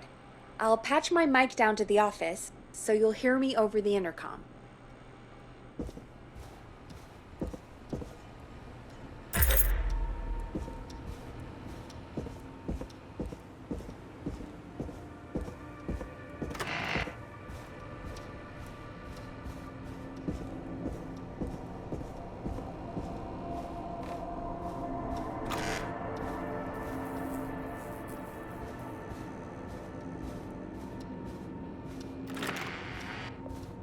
Looks like I need a 4-digit code.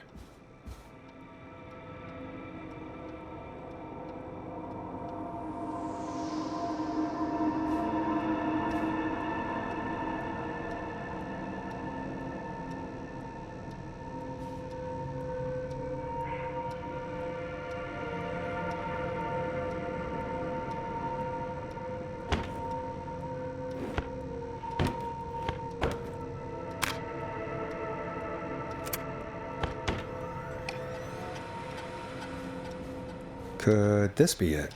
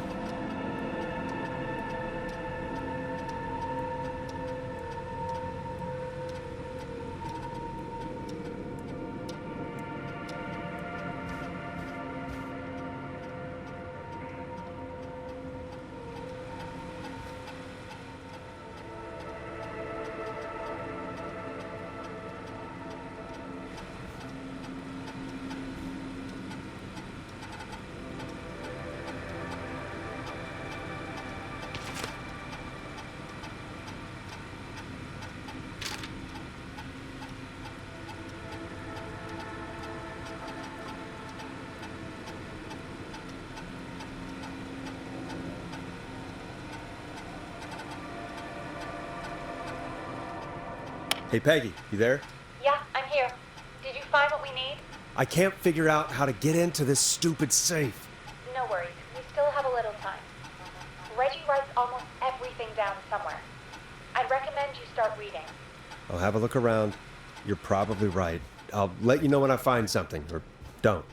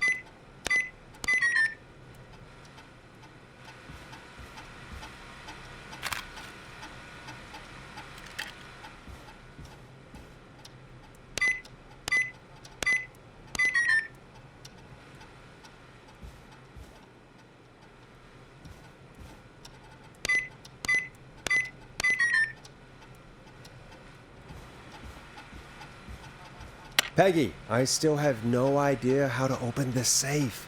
Okay. So let's change our thinking. What if we... Hello? Is anybody there? Please pick up. Casey, I'm here. What's wrong? Jason started going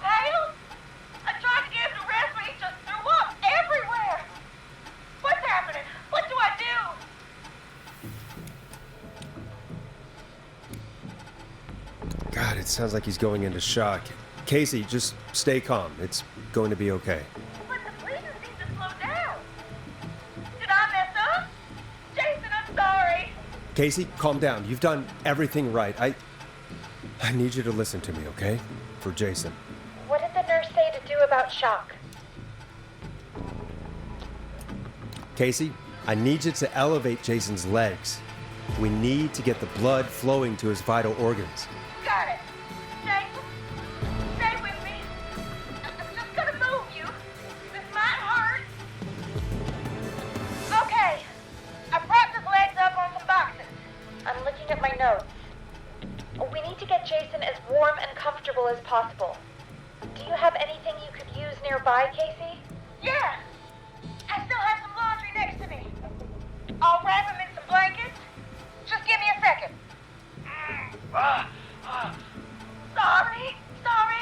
Jason's bleeding through his bandages. Should I get him new ones? Or, oh God. Don't remove the bandage. Apply another one on top of it. Do you still have something you can use? I'm using the laundry to keep him warm. So, I'll use the cleaning rags on the car. They don't look dirty. I'll fix his bandage and get him warm. Hold on, please.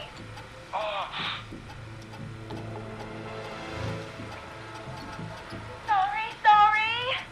I'm done. You're gonna be okay, Jason. Just relax now, okay? Boy, scared. He's not doing well. Is he gonna? Jason is going to be fine. Just make sure he knows he's going to be okay, okay? Okay. Please. I can't give him what he needs. Please sit down. I can't lose him. Come on, Karen, pick up. Hello? Who is this? Oh, what time is it? Karen, it's Peggy. Something terrible has happened, and I need your help. Peggy? Oh. Did Reggie find out about our drinking sessions? What? No, somebody's been stabbed. He's at 25 Nancy Drive. There's no ambulances, and... Whoa, Peggy. You know I missed first aid training. I have no idea what to do. Please, Karen, you always know what to do. You're the best we were able to come up with. I really don't know about this. Karen... Okay, I'll do what I can. 25 Nancy Drive, right? Yes. Thank you, Karen. I really owe you one. You're looking for Jason and Casey. Thanks. I'll head over there now. We'll talk soon, okay? Good luck. Hello, Casey. Are you there? How are we doing? Bad. Jason seemed really weak, and then just started thrashing. What about now? Is he still thrashing? He's passed out. Please tell me you found someone to help.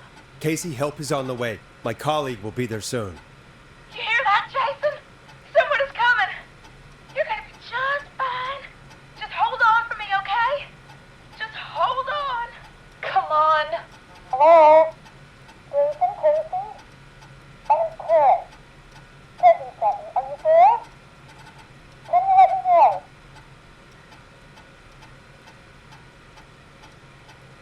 Oh boy. He's definitely been stabbed. I'm gonna need you here, Casey. It's gonna be all hands for this one. Okay.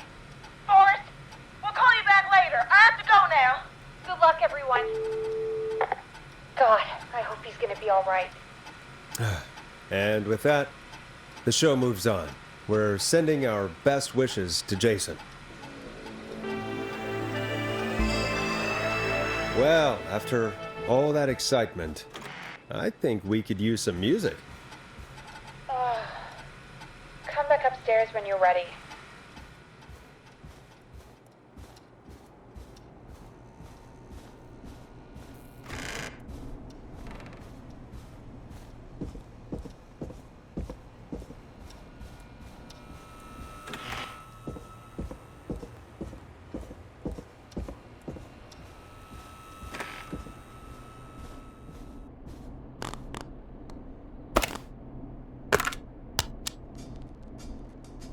A classic back by popular demand. This is Long Ride Home by the Barn Finds. It's getting pretty late. This might be your last break for the night, so try to enjoy it. Give me a buzz when you want to go back on air. Let's roll. You got it. We've got another call coming through, too. Oh, we have another call coming in, but hang on. What's up, Peggy?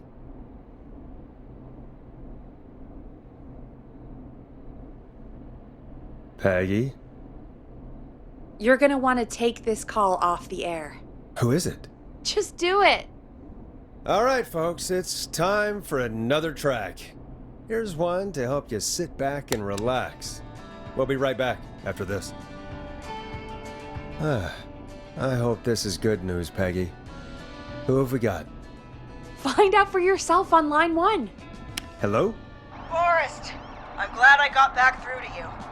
Sounds like it's been a busy night, huh? Surprise! It's Leslie, our 911 operator, leading the charge from Henderson to come save us. It's so good to hear from you. Are you okay? We're doing okay. Sarah and I are both happy to be headed back home. We're happy to have you too. Wait, Sarah? Oh, yeah, I mean Deputy Martinez. Anyway, we got back into radio range a little while ago.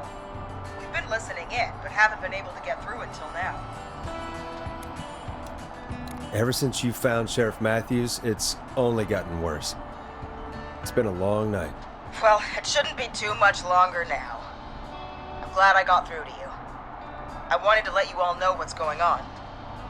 I made it to Henderson. Turns out somebody had cut the phone lines, and they had no idea what was happening. After I told them, well, their sheriff sent a goddamn squad back with me to stop this. That's great news! That's crazy about the phone lines, though. Do you think the Whistling Man cut them? I'm guessing so. I don't know how the Whistling Man did it. But that doesn't matter right now. Listen, we're coming in hot, but we need your help. I know Gallows Creek isn't a big town, but if we don't know where the Whistling Man is, we can't get him. Her. That's where you come in. You can count on us. What do you need? It might be a long shot, but here goes. The Whistling Man already called up a few times. I bet she calls again. We're still a little ways out of town, so if she calls, stall her. Buy as much time as you can for us to get in. And while you're talking to her, try to figure out where she is. We'll be listening in, so once her location is known, we'll head straight there and end this nightmare. I'll do my best. I know you will. Heck, I can see the headlines now. Forrest Nash's interview of a lifetime. Anyway, I'll radio the other cars and tell them the plan is a go. Hopefully the next time I see you, it'll be with our killer behind bars. Take care now. We'll see you soon, Leslie. Oh, thank God. It sounds like this is almost over. We're nearly through this. Best we don't waste any time then. Let's get back on air. You got it. When you're ready, shut the music off. Bringing you back live now. Welcome back to The Scream with me, Forrest Nash. The line is lit up, but before I get to our next caller, I just want to say, things are looking up. It's almost over. But for now, let's bring in our next caller. Evening, caller. This is Forrest Nash. Forrest? Casey, is that you? Are you all right? Forrest, it's Jason. What about Jason? Is he okay? He's gone. Oh, Jason. Your friend. They tried everything they could. They said he just lost too much blood. Are they still with you? Can we... Your friend? No, they just left. They seemed really shaken. I'll have to call them up tomorrow. I can't believe he's gone. Could I have done more? You did everything you could have done. You both did. I'm sure Jason knows that. Thank you, Forrest. I really hope so. Hey, guys, I'm really sorry, but there's a call on the other line. I just need to make sure we don't have another situation brewing. It's all right, Peggy. I understand. Do what you need to do. Thank you, Casey. I'll be right back. Forrest, Yes, Casey? before Jason passed out, I asked him who did this, and I think he knew who attacked him. Are you serious? Yeah, he said it had to do with a boy named George Barrow. He mentioned him, the boy who drowned. I guess that's what Jason said. He said that George died during, God, what was it? Whistling night? Some kind of prank night. And that the person who stabbed him wanted revenge for George. Casey, are you absolutely sure this is what Jason said? Yeah, I think so. Jason still seemed with it when he was telling me. So I don't doubt what he said. Did you say Jason told you who the Whistling Man is? He did. He said it was a woman. They went to school together. Somebody called What? What happened? Are we still on air? No, we're not. Seems like the power is completely gone. How do we get it back on? I don't, we can use the emergency generator down in the basement. Reggie picked it up a while ago in case we ever needed to do an emergency broadcast. An emergency broadcast? Emergency? You know, nuclear war, alien attack, broadcasting a serial killer's location to the cops so we can end this nightmare. Fair point. It's in the storage area in the far back corner, up on the wall. You might have spotted it earlier when you were digging around for all those things. It'll have a big red button. Just press that. I'll see you when you're back.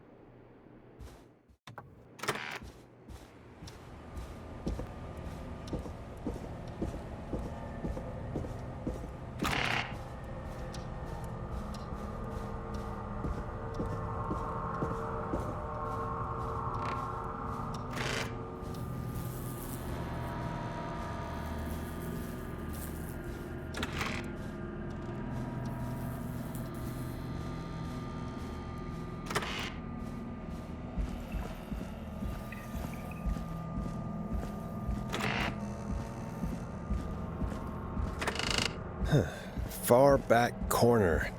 Why is this station so big?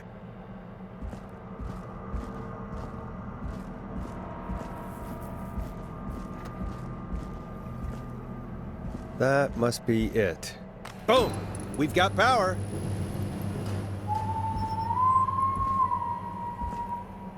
The Whistling Man. I need to warn Peggy.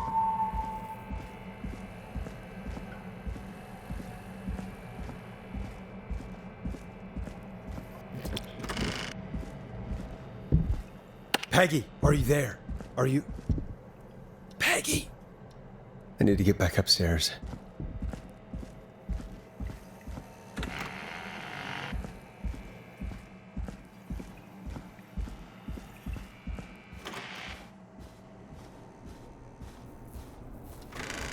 What the hell?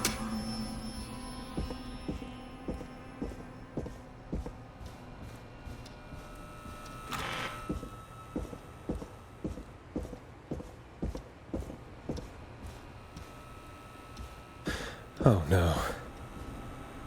Peggy! Where'd you go?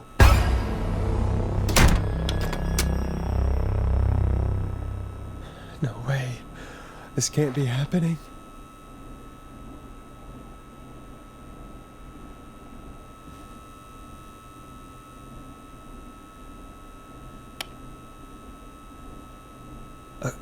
A call. Where's Peggy, Dawn? Have some patience, Forrest. It's almost the end of the night, almost the end of the show. But it's not over just yet. Got a little time still. So let's make the most of it. What do you mean? Make the most of it how? Well, Huh? I thought we'd end tonight's Whistling Man special with a special guest. The one who started it all. Oh, let me take that out of your mouth and... You crazy bitch! Let me go! Welcome to the air, Mr. Teddy Gallows Jr. Wait. It's all gonna come out tonight, Teddy. Your daddy and his money saved you 20 years ago. But even if he crawled out of his coffin with all the money in the world. Wait, where the hell is Teddy? How are you talking to him if you're here with me? Because I'm not there with you, Forrest. I'm here with Teddy. And if he says where that is, well, he knows he'll get it. Wait, then who am I looking at? Forrest Nash, let me introduce you and all of Gallows Creek to my boy, Henry Barrow. Your son? You mean you... Wait, that he... Yes, Forrest. He and I had a son. So there were 2 whistling men tonight. Of course! That explains how you were always able to get around town so quickly. And that's how you escaped the secret archives in the newspaper office. Don't think I've forgotten about that, Forrest. Locking my sweet boy away like an animal. Hang on. Did you say Barrow? Then are you... Let me just get this mask off. Damn uncomfortable thing. No wonder Mooney went crazy wearing this. There we go. Marie Campbell? George's old girl. Oh, well, it sure has been years since I last saw. Oh, God damn it. Marie Campbell? So, not Dawn, huh? No, not Dawn. What are you going to... Everyone's gonna know now what Teddy did. He killed George that night. This night. 20 years ago. Listen to me. You... You're gonna talk when I talk to you. And not a moment before. Meanwhile, Forrest, I'm gonna give you the chance to talk. You're gonna help me reveal what really happened to George all those years ago. Okay, Marie. I'll do it. Good. Then let's talk about the night George was murdered. Murdered? Listen,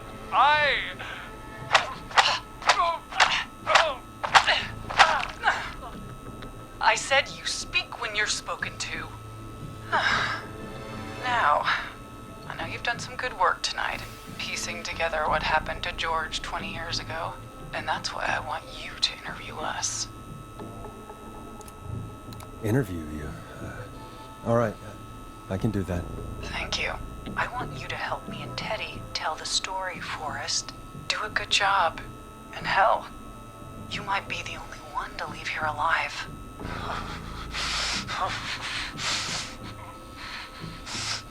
I need to drag this out. If I can buy Leslie time to get back to Gallows Creek, and if I can find out where Marie is, then this can end. Teddy, we'll start with you. Just, talk me through what happened that night. How did it start? How would I know? It was 20 years ago.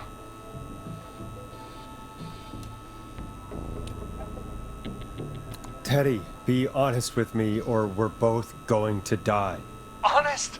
Forrest, I'm trapped here with a psycho. Ow. What the hell? God damn it. Okay. Our first team party was coming up. And when I saw the date it was scheduled for, I had an idea for a way we could prank the new guys. I understand that kids in Gallows Creek know tonight as Whistling Night. I'm guessing that's what you mean? Well, we didn't have a name for it then. It was just the night that Mooney went missing. But Whistling Night is what they'd call it later. Wait. You mean this was the first Whistling Night? Keep talking, Teddy. We went up near Whistling Point. God, who was there? Me, Jason, and George, of course. But George didn't come alone. He brought Marie. About midway through the night, we put the prank into action. We looked up at the trees and saw Jason there, bloody, like he'd just been stabbed. And the whistling man, screaming. George and I and Ricky, we got left behind. Wait. Ricky was there? Roller Ricky? He was. And he was in on the whole thing. Is that true, Teddy? Did you tell him? What? No, he... You two were as close as anybody. I don't believe for a second you didn't tell him. If Ricky had told us, if he just told us, he and George would both be alive still. Well, if Ricky weren't dead, we could have heard his side of the story. It was just a stupid prank. How can you still say it was just a prank? Oh, come on. God damn it. You made George think Jason had been murdered. He thought his best friend was dead. And so tonight you stabbed him for real? It's the role he wanted to play. If I'd saved Jason, maybe I could have derailed her for a bit. Enough about him. Me and George took off running, but somehow we got separated in the woods. I ended up near the bottom of Whistling Point. And when I noticed George wasn't with me, I panicked. And then, I don't know how he snuck up on me, but the whistling man grabs me. I scream, and he starts laughing, telling me it's just a joke. I can stall for time here. How did you feel in that moment? I felt like nothing was real. I felt small and confused. And Who was under the mask, Marie? Who was the whistling man? it was Chuck. Chuck Brody. Laughing away. But then he stops. And he's looking up at the top of Whistling Point. What was he looking at? Teddy, what happened next? Nothing. I mean, it was just... Teddy? George fell off Whistling Point. Why'd he fall, Teddy? He just... You pushed him. You were up there. You were dressed as the Whistling Man too, and I didn't push him, God damn it! I just chased him up there and he kept backing up. When I saw he was about to go over, I reached out. That's what you saw. You liar! It's not my fault. He didn't know it was a joke. If he'd had any brains, he would have realized. Ugh. You bitch. No one's going to believe this. After all you did. If she's lying, why the cover-up? My future was at stake, Nash. You know what it's like. People like us are bred for bigger things. I'm going to be the mayor of this town, Forrest. And then governor. And then, who knows? What happened that night was tragic. It should never have happened. But it was a mistake. It was just a stupid joke gone wrong. So my father sent Clive out to clean it up. Why should a blip ruin my future? George was a blip? He wasn't a blip, Marie. His father covered it up from there. I searched for George's body all night, but Sandra found him the next morning while out jazz running. she found him in the river, but she lied about that to protect Teddy. She said something about her rent going up, unless she... Teddy, did your father own Sandra Sharp's dance studio? It's Gallows Creek, not Sharp Creek. I'd answer the question if I were you, Teddy. Yes, okay. We own most of the town. That's it then. Your father was going to run her out of business unless she lied and said she found him in the reservoir instead of the river. What my father did in his business dealings is nothing to do with me. The false reports. That's why you killed Sheriff Matthews too, isn't it, Maria? Not just to get him out of the way, but... Everyone was in on it, Forrest. Even the coroner wrote a fake report. Said George was drinking. That he just got himself into trouble. And... I saw. I'm sorry. If Dr. Sullivan had survived, then maybe... There's no excuse for what she did, Forrest. I did my part. I tried everything I could think of. I even went to the newspaper, but no. That coward killed the story. We'll take care of Maurice Russell later.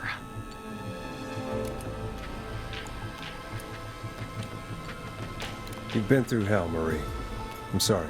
You've got no idea. It never should have started. He shouldn't have pushed my George on the cliff. He should have been punished. He's coming to a stop. At least for now. Here, where George and I first met, before he joined your football team. It was right after he shot the winning throw. Wait a sec.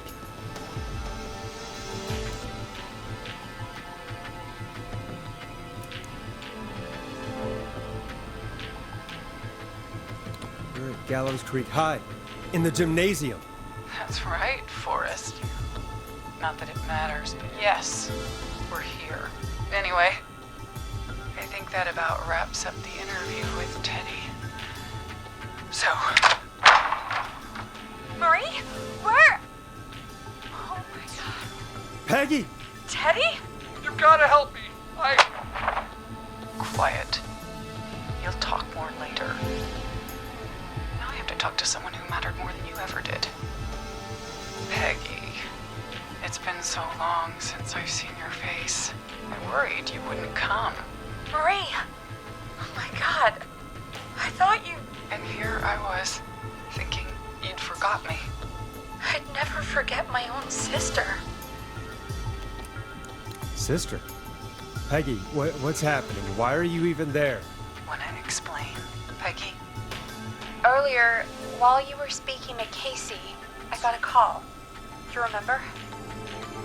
Well, it was from Dawn. She said that my sister Marie was there that night George died, and that I should come to the gym for a reunion. And when you walked in, you found out. That my sister is the Whistling Man. Good to see you too, Peggy. Why didn't you tell me any of this?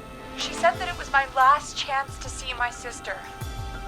I knew if I told you, you'd try to stop me or come with me when we need you on the radio. And I just... I'm sorry. This has to be a lot for you. What happened to you, Marie? You just disappeared one day. Disappeared? I was thrown out, Peggy. I begged Mom and Dad to do something about what happened that night, but did they care? No, they told me to stay quiet.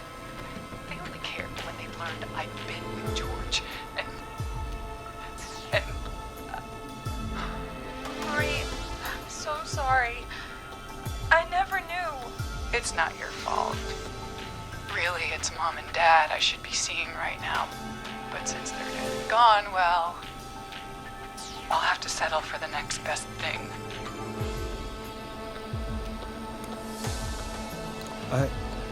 Wait. Is that why you went after that kid in the maze? Eugene Stein? Because his parents? That's right. Eugene's parents were there that night too. But they got themselves killed in a bus accident. And since only their child was left... Marie, please. Mom and Dad are gone, Peggy. Besides, you forgot me. Just like the rest. You forgot. Is there any way I can prove Peggy didn't forget Marie?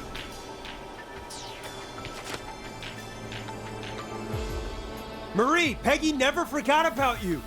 Keep your mouth shut. She kept a card from you. She kept it here on her desk. What card? The card you made me for my 8th birthday. What does it say then? Happy birthday, Peg. Now you're great and 8. Love, M.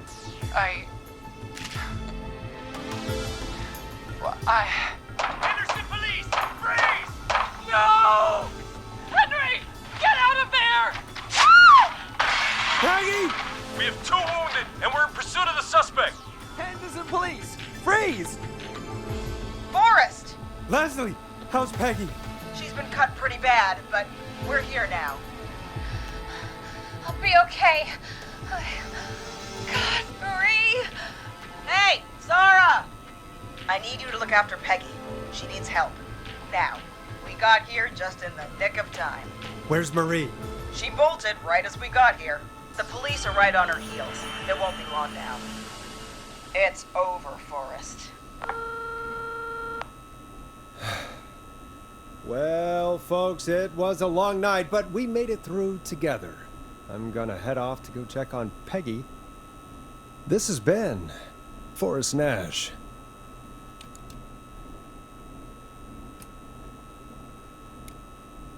Let's make tomorrow better.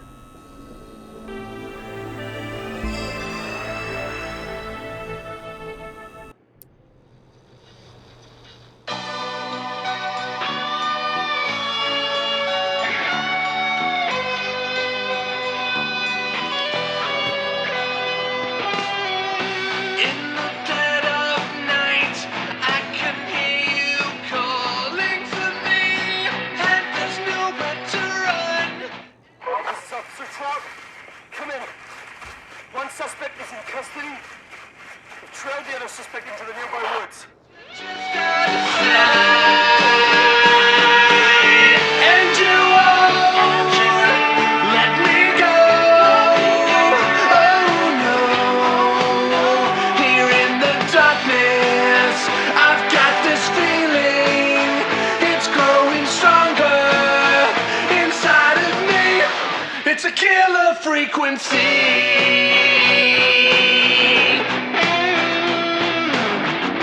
I can feel my heartbeat, and it's bursting out of my chest. But the radio's on, and it's playing the song we love best. I can put up the fight, but you're just out of sight. And you won't let me go. Oh no. Here in the darkness, I've got this feeling. It's growing stronger inside of me. It's a killer frequency. Oh, it's a killer frequency.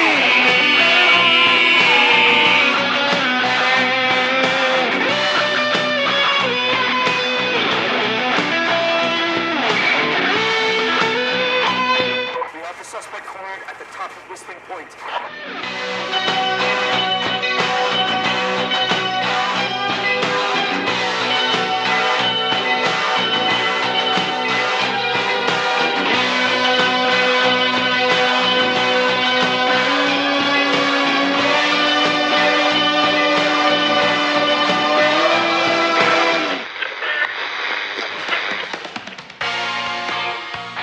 Stop! Put your hands in the air! Get down on the ground!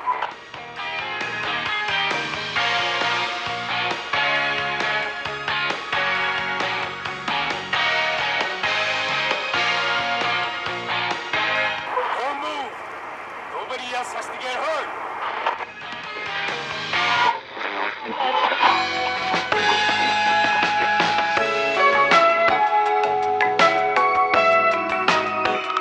No, stop!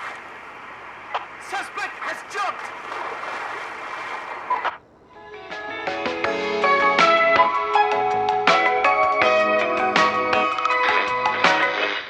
Officer Lugo, do you have a visual? Negative. No sign of the suspect anywhere.